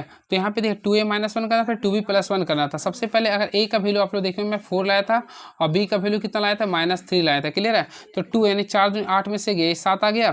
फिर देखिए 2b यानी कि -6 + 1, तो यहाँ पे -5 आएगा। तो यहाँ पे याद रखिएगा 7 अब -5 आ रहा, तो इसके अकॉर्डिंग करेंगे तो x² - α + β। तो यहाँ पे 7 में से 2 गया है, 2 अच्छा, फिर -2x बचेगा प्लस 7 - 35 यानी 35 आ गया। तो ऑप्शन के अकॉर्डिंग देखिए तो x² - 2x - 35 हो, यानी ऑप्शन नंबर बी को क्लिक कर देंगे। चलिए नेक्स्ट क्वेश्चन। ये सब इजी क्वेश्चन है, काफ़ी मोहब्बत से बना सकते हैं। ये क्वेश्चन आ चुका है, इसको तो अभी मैं जस्ट बताया था। देखिए हम आप लोग क्या बताएं, अगर दो को जोड़ने पर 90 आ रहा तो वहाँ पे 1 लिखिए। देखिए ये 60 डिग्री है और ये 30 है, ये 60, दोनों का सम कितना होगा 1। फिर देखिए आप लोग का 40 था और कहीं है 40 और नहीं है, तो -40 और माइनस के, तो दोनों में माइनस का सिंबल था, तो हम लोग यहाँ पे सबसे पहले माइनस, ये 40 50 के लिए 1 आ गया। फिर देखिए 45 45 90, यहाँ भी 1 कर दिए। 55 35 के लिए -1 आ गया, हो तो गया। तो यहाँ पे देखिए टोटल आ गया 0। सिंपल तो क्वेश्चन था, तो 0 आंसर होगा फ्रेंड्स। तो राइट आंसर करेंगे तो ऑप्शन नंबर सी को क्लिक कर देंगे। इंग्लिश चैनल और उत्तरी सागर को जोड़ने वाले प्रमुख जल डमरू मध्य का नाम क्या है। तो फ्रेंड्स इसके बारे में बताना चाहता है। देखिए इंग्लिश चैनल और उत्तरी सागर को जोड़ने वाले प्रमुख जल डमरू मध्य का नाम होता है डोबर। क्या होता है, डोबर जल डमरू मध्य। तो राइट आंसर करेंगे डोबर जल डमरू मध्य। तो ऑप्शन नंबर डी को क्लिक करेंगे। क्लियर है, याद रखिएगा। मैं आप लोगों को बताना चाहता हूँ, अगेन आई रिपीट, फ्लोरिडा जल डमरू मध्य क्या होता है। तो फ्लोरिडा जल डमरू मध्य जो होता है ना, मैक्सिको की खाड़ी और अंटार्कटिक महासागर को जोड़ता है, और ये जो होता है वह अमेरिका और क्यूबा के बीच में स्थित है। एक क्वेश्चन आता है किसके बीच में हुआ, अमेरिका व क्यूबा के बीच में स्थित है। इस चीज़ को याद रखिएगा। क्लियर है। चलिए बाकी पाक जल डमरू मध्य जानते होंगे आप लोग, भारत और श्रीलंका के बीच में जो पाक की खाड़ी और मन्नार की खाड़ी को जोड़ता है। क्लियर है। और नॉर्थ चैनल को मैं बताया उत्तरी चैनल, जो कि उत्तरी आयरलैंड और पश्चिमी स्कॉटलैंड के बीच में स्थित है। क्लियर है। तो ये सारे चीज़ों को आप लोग को ध्यान में रखना पड़ेगा, क्योंकि मैं जो भी बता रहा हूँ सारे का सारे आप लोग को इंपॉर्टेंस तथ्य को बता रहा हूँ। क्लियर है। And very next question is now. तो फ्रेंड नेक्स्ट क्वेश्चन हम लोग देखना चाहते हैं, इसमें क्या लिख रहा है, निम्नलिखित घटनाओं को उसके कालानुक्रम से व्यवस्थित करना है। तो इसी के अकॉर्डिंग मैं आप लोग के सामने बताने जा रहा हूँ। जो सबसे पहले इंपॉर्टेंस होगा। क्लियर है। तो यहाँ पे अगर आप लोग देखना चाहते हैं तो यहाँ पे आप लोग के सामने लिख रहा है 4, यानी कि जो आप लोग के सामने यहाँ पे लिख रहा है कालानुक्रम सिद्ध करना। यहाँ पे देख सकते हैं आप लोग के सामने लिख रहा है पहला जालियांवाला बाग हत्याकांड, खिलाफत आंदोलन और असहयोग आंदोलन, गांधी इरविन समझौता लिख रहा, फिर भारत छोड़ो आंदोलन लिख रहा, अगेन चंपारण आंदोलन लिख रहा। तो ये सारे जो घटनाएं हुआ था सारे को आप लोग को असेंडिंग ऑर्डर में सजाना था। तो आई होप आप लोग सजा लिए होंगे। सबसे पहले इसके बारे में आप लोगों को जानकारी देना चाहता हूँ फ्रेंड्स, मैं सारी चीज़ों के डेट को मेंशन करेंगे तभी आप लोगों का क्लियर होगा। चलिए देखिए, फर्स्ट ऑफ ऑल बात करना चाहते हैं जालियांवाला बाग हत्याकांड का 13 अप्रैल 1919 हो गया, पहला हो गया। सेकेंड, खिलाफत आंदोलन असहयोग आंदोलन जो हुआ था आप लोग का मान लीजिए 1920 मान लीजिए, 1920 मान लीजिए, तो इसको मान लें 1920 मान लेंगे। गांधी इरविन समझौता 5 मार्च 1931 को, यानी 1931 मान लेंगे। भारत छोड़ो आंदोलन 1942 को हुआ था। वही चंपारण आंदोलन हुआ था 1917 में। आप लोग देखिए सबसे पहले क्या था, 1917 में हुआ था चंपारण, यानी कि 5वां को पहले लिखेंगे, ठीक है, कलर को चेंज कर देते हैं ताकि कन्फ्यूजन जरा सा भी ना हो। सबसे पहले चंपारण हुआ था तो यहाँ पे 5 कर देंगे। अगेन इसके बाद कीजिएगा तो 1919 में, तो 1919 में जालियांवाला बाग तो 1 लिख देंगे। क्लियर है, तो 5 1 कर देंगे। इसके बाद देखिएगा तो खिलाफत और असहयोग हुआ था जो कि सेकेंड में आ रहा। फिर देखिए गांधी इरविन समझौता हुआ था, थर्ड में आएंगे। फिर क्या लिखेंगे, चौथा। तो इस टाइप से कीजिएगा ना, तो ऑप्शन नंबर बी को आप लोग क्लिक कर दे, तो option number B is the right answer. तो ऑप्शन नंबर 76 का ऑप्शन नंबर बी को क्लिक कर देंगे। चलिए नेक्स्ट क्वेश्चन, तो नेक्स्ट क्वेश्चन देखते हैं क्या लिख रहा। कौन सा युग में सुमेलित है, लिंगराज मंदिर। तो फ्रेंड्स सबसे पहले याद है लिंगराज मंदिर कहाँ, आप लोगों को पता है लिंगराज मंदिर जो है आप लोगों का उड़ीसा में आता है। तो पहला ही आप लोगों को गलत लग दिया, तो पहला आप लोगों को युग में सुमेलित, तो पहला गलत हो गया। तिजारा मंदिर, तो फ्रेंड तिजारा मंदिर आप लोग का राजस्थान में, ऑप्शन सही लिखा, तो सब सही है, तो आप लोग ऑप्शन भी सही है। चलिए अब देखते हैं इसमें कुछ क्वेश्चन के अकॉर्डिंग मैं खेल देता हूँ ताकि आप लोग को पूरा क्लियर हो। देखिए पहला था, देखिए थक चुके हैं यार। देखिए लिंगराज मंदिर कहाँ पे है, तो याद रखिए लिंग जो होता है ना उड़ीसा लोग में, यानी उड़ीसा में है, तो लिंगराज मंदिर कहाँ पे, उड़ीसा में हो गया। क्लियर है। और वेंकटेश्वर मंदिर कहाँ पे है, तो याद रखिए एपी में, यानी आंध्र प्रदेश में। क्लियर है। खजुराहो मंदिर कहाँ पे है, तो याद रखिए मध्य प्रदेश में, यानी एमपी में। क्लियर है। चलिए हिमालय पर्वतमाला का वह हिस्सा जो तीस्ता और दिहांग नदी के बीच में स्थित है, क्या जाना था। देखिए सबसे पहले हिमालय नदी के बारे में बात करना चाहते हैं। सबसे किनारे जो यहाँ पे नदी है, यहाँ पे सिंधु नदी है, यहाँ पे सिंधु नदी है। इसके बाद सतलज नदी आता है, ठीक है, सिंधु सतलज। इसके बाद अगर मेंशन करना चाहते हैं सिंधु सतलज के बाद बात करना चाहते हैं काली नदी आती है। क्या आती है, काली नदी आती है। काली नदी के बाद तीस्ता नदी आती है। लास्ट में सबसे पहले ब्रह्मपुत्र नदी है। क्या आता है, ये ब्रह्मपुत्र नदी, जिसको दिहांग नदी बोलते हैं। तो यहाँ पे दिहांग नदी कर दिए। अब मैं आप लोग को बताना चाहता हूँ इसके बीच में हिमालय का पार्ट्स होता है। तो देखिए सिंधु और सतलज में जो आता है उसको बोलते हैं पंजाब हिमालय। क्या बोलते हैं, पंजाब हिमालय। क्लियर है। फिर देखिए सतलज और कुमाऊं के बीच में जो होता है उसे बोलते हैं, क्या बोलते हैं पता है, इसे बोलते हैं कुमाऊं हिमालय। क्या बोलते हैं, कुमाऊं हिमालय। क्लियर है। फिर देखिए कुमाऊं और तीस्ता के बीच जो आता है उसे बोलते हैं नेपाल हिमालय। क्या बोलते हैं, नेपाल हिमालय। और लास्टली जो आप लोग के बीच ये जो आता है इसे बोलते हैं असम हिमालय। क्या बोलते हैं, असम। क्वेश्चन में लिखा तीस्ता और दिहांग, तो तीस्ता और दिहांग लास्ट में आ गया, तो असम हिमालय। तो राइट आंसर होगा असम हिमालय, यानी ऑप्शन नंबर बी को क्लिक करेंगे। तो आई होप मजा आ गया होगा। और फ्रेंड्स इसके लिए मैं आप लोग एक और ट्रिक बताना चाहता हूँ। अगर बोलेगा सारे का लेंथ के अकॉर्डिंग, तो आप लोग नपाक है, नपाक समझते हैं ना, देखिए नपाक लिख दीजिएगा, समझ में आ जाए। देखिए NAPK, तो फ्रेंड्स सबसे बड़ा जो होता है वह नेपाल हिमालय होता है, फिर होता है असम हिमालय, फिर पंजाब हिमालय, फिर लास्ट में कुमाऊं हिमालय होता है। क्लियर है। तो ये आप लोग को ट्रिक याद करना पड़ेगा। चलिए अगला क्वेश्चन, किस राज्य में सड़कों का घनत्व सबसे अधिक है। तो फ्रेंड्स याद है केरल में सड़कों का घनत्व सबसे अधिक है, तो ऑप्शन नंबर बी को क्लिक कर देंगे। क्लियर है। अब सड़क के बारे में बात करना चाहते हैं, देखिए सड़क बी है, तो याद रखिएगा केंद्रीय सड़क निधि का जो गठन हुआ था 1929 में हुआ था। अब BRO यानी कि BRO सीमा सड़क संगठन, BRO होता है, देखिए सीमा सड़क संगठन, इसकी स्थापना हुआ था 7 मई 1960 को हुआ था। क्लियर है। और याद है कि इसका भी वर्तमान अध्यक्ष है रघु करके कुछ व्यक्ति का नाम है। क्लियर है। चलिए एजार कप इनमें से किस खेल से संबंधित है। तो फ्रेंड एजार कप जो संबंधित है वो पोलो से। किससे, ये पोलो से। तो ऑप्शन नंबर बी को क्लिक करेंगे। तो एजार कप का संबंध किससे, पोलो से। इस चीज़ को याद रखिएगा। अब पोलो खेल परिषद को लोग क्या बोलते हैं, फील्ड बोलते हैं। क्या बोलते हैं, फील्ड बोलते हैं। ये सारी चीज़ों को आप लोग को ध्यान में रखना पड़ेगा। चलिए रग्बी फुटबॉल में कितना खिलाड़ी होता है, 15 होता है। चलिए अगला क्वेश्चन देखते हैं क्या लिख रहा है ये। तो ये क्वेश्चन आप लोग को देखना पड़ेगा खुद से, ठीक है। इसमें आप लोग को फ्रेंड्स आप लोग को बनाना पड़ेगा। ये क्या है, पजल का क्वेश्चन है, मे भी पॉसिबिलिटी आप लोग बना लीजिएगा। ये क्वेश्चन सारे क्वेश्चन को आप लोग को डिस्कस करना पड़ेगा। क्लियर है। तो एक 82 नंबर को अगर आप लोग देखिएगा तो देखिए 18 14 को जोड़ते हैं तो कितना था, 32। तो आप लोग ये सही हो रहा। 45 और 17 को जोड़िए तो 62 सही है। तो 29 और 33 को जोड़ देंगे तो 62 आएगा। तो ऑप्शन नंबर डी कर देंगे, है ना। चलिए, क्या बहुराष्ट्रीय कंपनियों को भारत में अवसंरचनात्मक क्षेत्र में भारी पैमाने पर प्रचालन की अनुमति दी जानी चाहिए? तो देखिए, हम लोग इसका देखते हैं निष्कर्ष क्या लिख रहा है, उसके अकॉर्डिंग डिस्कस करें। नहीं, भारत का आम आदमी इस तरह के आर्थिक बोझ को हवन नहीं कर पाएगा, तो ये नेगेटिव तो कभी नहीं कीजिए, तो पहला कैंसिल। हाँ, यह उद्योग को उपयुक्त सुविधाओं उपलब्ध कराने के लिए एकमात्र तरीका। लेकिन मैं बोलूँ, एकमात्र जब भी आता है तो वो नहीं होता, तो कोई भी नहीं होगा। एकमात्र को हमेशा नेगेटिव मानते हैं, तो ना, यानी कोई भी तर्क ठोस नहीं है। देखिए, दी गई आकृति के दर्पण का छवि चयन करना है, तो फिर इसका छवि यानी कि आप लोग का दर्पण प्रतिबिंब बनाएगा ना, तो इसमें अगर देख लिए आराम से ऑप्शन नंबर बी को क्लिक करें, यानी कि आप लोग का ये हो जाएगा। क्लियर है? चलिए, नेक्स्ट क्वेश्चन। पवित्रा पूर्व की तरफ 500 मीटर की दूरी तय करने के लिए बाएं मुड़ जाती है और 700 मीटर चलती है, फिर वह बाईं ओर मुड़ती है और 500 मीटर चलती है, तो शुरुआती बिंदु से कितनी दूर है? देखिए, पवित्रा पूर्व की ओर 500 मीटर चलती है, मान लीजिए पवित्रा ये पूर्व की ओर 500 मीटर हम चला दें इसको। आई होप क्लियर हो गया होगा। फिर वह बाईं ओर मुड़ती है और 700 मीटर चलती है, बाईं ओर मुड़ती है 700 मीटर चलती है, फिर वह बाईं ओर मुड़ती है 500 मीटर चलती है। यहाँ से चलिए 500 मीटर चल दिया, ठीक है। तो वह शुरुआती बिंदु से कितने दूरी? टोटल 700 मीटर ही होगा ना, तो 700 मीटर करेंगे, तो ऑप्शन नंबर डी को क्लिक कर देंगे। चलिए, पेंट योजना फर्निश बनाना रहना। तो देखिए, सबसे पहले अगर आप लोग इसको देखना चाहिए, सबसे पहले कोई भी चीज़ करते हैं तो प्लानिंग करते हैं। सबसे पहले प्लानिंग करें यानी 2 में किए, फिर बनाने का कार्य करते हैं यानी कि 4 करेंगे, फिर पेंटिंग करते हैं 1 किए, फिर फर्निश करते हैं यानी 3 करें, लास्ट में रहते हैं यानी 2 4 1 3 5 है, 2 4 1 3 5, 2 4 1 3, ऑप्शन नंबर बी को क्लिक कर देंगे। जेम्स वेब स्पेस टेलीस्कोप को किस पर लॉन्च किया गया था? तो फ्रेंड्स याद रखिएगा, 87 का जो राइट आंसर होगा 2021 में होगा। क्या होगा? 2021 में जेम्स वेब स्पेस टेलीस्कोप 2021 में लॉन्च किया गया था। क्लियर है? चलिए, नेक्स्ट क्वेश्चन। कंप्यूटर प्रोग्रामिंग में लूप क्या है? तो देखिए, लूप क्या होता है ना, आप लोग देखे होंगे स्टेशन पे जाते होंगे तो उसमें लिखता होगा 0447 गया आसनसोल MU पैसेंजर गझंडी से खुल रही है। तो वहाँ पे यानी किसी भी चीज़ को जो निर्देशों का एक समूह को बार बार जो निष्पादित यानी रिपीट करता है उसी को बोलते हैं लूप कहते हैं। क्लियर है? चलिए, इसको सॉल्व करना है फ्रेंड्स, आप लोग सॉल्व कीजिए। देखिए, a square minus B square का फॉर्मूला कर लीजिए यानी a प्लस बी कीजिएगा। Again I repeat, a minus B कर दीजिए। क्लियर है? अब यहाँ पे क्या करना होगा, आप लोग को x प्लस 3 से डिवाइड करना था, ये आप लोग का कैंसिल होगा तो x माइनस 3 बचेगा, x माइनस 3 बचेगा। यानी ऑप्शन नंबर देखिए तो ऑप्शन नंबर बी को क्लिक कर देंगे। चलिए, इसमें आप लोगों को क्या करना है, इसके अनुसार आप लोगों को बारंबारता लिखना है 20 से 25 के बीच में। तो इसमें अगर 20 से 25 का देखिएगा ना तो टोटल 3 आ जाएगा। कितना आ जाएगा? 3 आएगा, तो ऑप्शन नंबर ए को क्लिक कर देंगे। चलिए, अगला क्वेश्चन देखते हैं क्या लिख रहा है ये।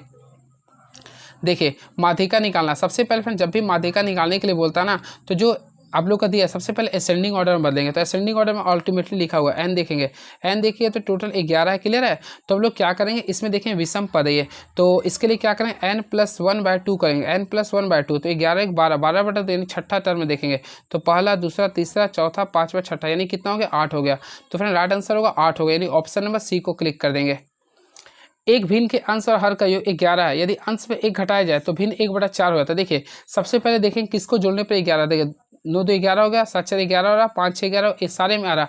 अब देखिए क्वेश्चन देखते हैं, यदि अंश में 1 घटाया जाए तो 1/4, तो मान लें कि अंश में 2 में से घटाएं 1/9 आ रहा, क्या 1/4 आया? नहीं, तो पहला कैंसिल कर देंगे, फिर इसमें 3/7 कैंसिल हो जाएगा, इसमें घटाए 4/6 ये भी कैंसिल हो, लेकिन अगर इसको घटाए 3 में से घटाए 2/8 बचेगा ना, इसको और तोड़िए तो क्या आएगा? 1/4 आएगा। तो ऑप्शन नंबर डी को क्लिक कर दीजिए ना, तो option number D is the right answer. निम्नलिखित आंकड़ों का माध्य की गणना करें। सबसे पहले फिर माध्य निकालना है, तो देखिए सारे को सम कीजिए, यानी कि सारे को सम कीजिए। 1.5 प्लस 3.2 प्लस 7 5.7 प्लस 7.5 प्लस 11.2 को ऐड कीजिएगा ना, तो सारे को सम कीजिए तो 29.1 आएगा। 29.1 कीजिएगा और सारे का 1 2 3 4 5 है, 5 से डिवाइड कर दिया तो क्या आएगा? 5.82 आएगा। क्या आएगा? 5.82 आएगा। तो राइट आंसर करेंगे 5.82 आएगा, यानी ऑप्शन नंबर सी को क्लिक करेंगे। Option number C is the right answer. यदि y का x प्रतिशत 2000 के बराबर है और z का y प्रतिशत 4000 के बराबर है तो x और z के बीच क्या संबंध है? देखिएगा, कुछ नहीं करना है, सबसे पहले आप लोग कर लीजिएगा। देखिए, y का क्या लिख रहा है? x%, तो y का x% अगर कीजिएगा ना तो आप लोग को लिखा है 2000 के बराबर है। क्लियर है? उसी पर अगर z इसको सॉल्व कीजिएगा ना तो आप लोग राइट आंसर में बता दें ऑप्शन नंबर ए आएगा। इस ईजी क्वेश्चन है। चलिए, कौन सा देश ब्रिक्स विश्व बैंक समूह का सदस्य नहीं है? तो फ्रेंड्स याद रखिए, ऑप्शन के अकॉर्डिंग ब्रिटेन लिख रहा है, फिर मिस्र लिख रहा है, UAE लिख रहा है, क्यूबा। तो याद रखिए विश्व बैंक का सदस्य कौन है? तो क्यूबा इसमें ना विश्व बैंक का समूह नहीं है, तो ऑप्शन नंबर बी को क्लिक कर देंगे। क्लियर है? देखिए, आप लोगों को मैं बताना चाहता हूँ, विश्व बैंक समूह देश का सदस्य बनने के लिए आईएमएफ का सदस्य होना अनिवार्य होता है, यानी आईएमएफ का, ठीक है। और आईएमएफ में अभी वर्तमान में 190 सदस्य है, क्लियर है। और विश्व बैंक के सदस्यों की संख्या 189 है, याद रखिएगा, क्लियर है। विश्व बैंक का मुख्यालय कहाँ फ्रेंड्स, तो आप लोगों को पता हो वाशिंगटन डीसी है, क्लियर है।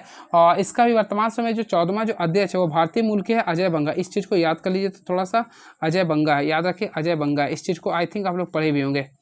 चलिए नेक्स्ट क्वेश्चन, तो नेक्स्ट क्वेश्चन देखते हैं।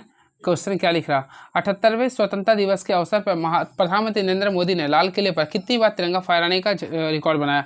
तो याद रखें टोटल, यानी कि पहली बार फहराए थे 2014 में, ठीक है। और अभी लास्ट टाइम कब फहराए थे, 2000 लगता है 25 नहीं 24 में फहराया था ना। तो दोनों घटाइए तो 10 आ गया, कितना 10 बार हो गया, प्लस उसमें एक ऐड कर दिया, यानी कितना हो गया 11।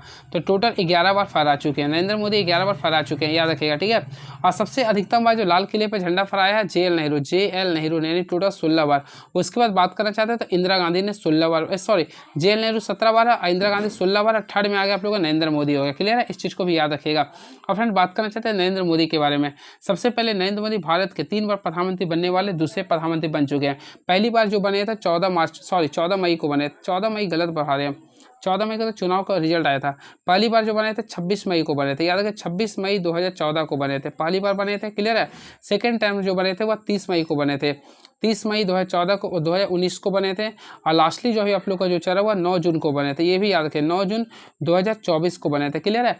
और तीनों में वाराणसी से सांसद रह चुके हैं, क्लियर है। चलिए जनवरी 2025 में विजय हजारे ट्रॉफी का विजेता कौन बने। तो फ्रेंड्स याद है जनवरी 2025 में विजय हजारे ट्रॉफी का जो विजेता बने कर्नाटक टीम बने, कौन बने, कर्नाटक टीम बने, क्लियर। इस चीज़ को भी याद रखिएगा, क्लियर है। चलिए नेक्स्ट क्वेश्चन, और वही रणजी ट्रॉफी की बात करना चाहते हैं। तो जनवरी 2024 में रणजी ट्रॉफी किसने जीता था, विदर्भ टीम ने जीता था ना, मुंबई जीता था बल्कि, सॉरी। चांद पर स्पेस क्राफ्ट की सफल सॉफ्ट लैंडिंग करने वाले विश्व का 5वां देश कौन सा है। तो 5वां देश की बात करना चाहते हैं तो अपना जापान आ गया, क्या आ गया, जापान आ गया, जापान आ गया, जापान। ऑप्शन नंबर बी को क्लिक करेंगे, क्लियर है। तो चांद पर स्पेस क्राफ्ट का सफल सॉफ्ट लैंडिंग करने वाला विश्व का 5वां देश जापान बन गया, क्लियर है। इससे पहले कौन कौन था, तो आप लोग पढ़े होंगे, सबसे पहले चीन था, फिर अमेरिका था, फिर अपना इंडिया था, क्लियर है। चलिए अगला क्वेश्चन, आरबीआई के रिपोर्ट का अनुसार तो 24-25 में भारत का जीडीपी कितना हो सकता है। तो 6.6%, याद 6.6% हो सकता है, क्लियर है। आरबीआई के वर्तमान गवर्नर कौन है, तो याद रखिएगा संजय मल्होत्रा है, कौन है, संजय मल्होत्रा है, क्लियर है। लास्ट क्वेश्चन, मारिया सारापोवा किस देश और किस खेल से संबंधित है। तो मारिया सारापोवा टेनिस खेल से और रूस देश से संबंधित है। ऑप्शन नंबर ए को क्लिक करेंगे, ठीक है, याद रखिएगा। इन्होंने 5 बार एकल ग्रैंड स्लैम चैंपियनशिप मारिया जीता था, क्लियर है। चलिए ये रहा क्लास आप लोग का, ठीक है। अब कैसा लगा आप लोग बताइएगा। अब ये अगर कन्फ्यूजन में तो देख लीजिए, मैं नेक्स्ट वीडियो आता 27 वाला कोई मैं बता दूंगा, क्लियर है। चलिए friend thank you so much, please subscribe my YouTube channel move on straight. Thank you so much, hope for the best. मैं नेक्स्ट वीडियो में आता हूँ और बता दूंगा। चलिए thank you so much, hope for the best.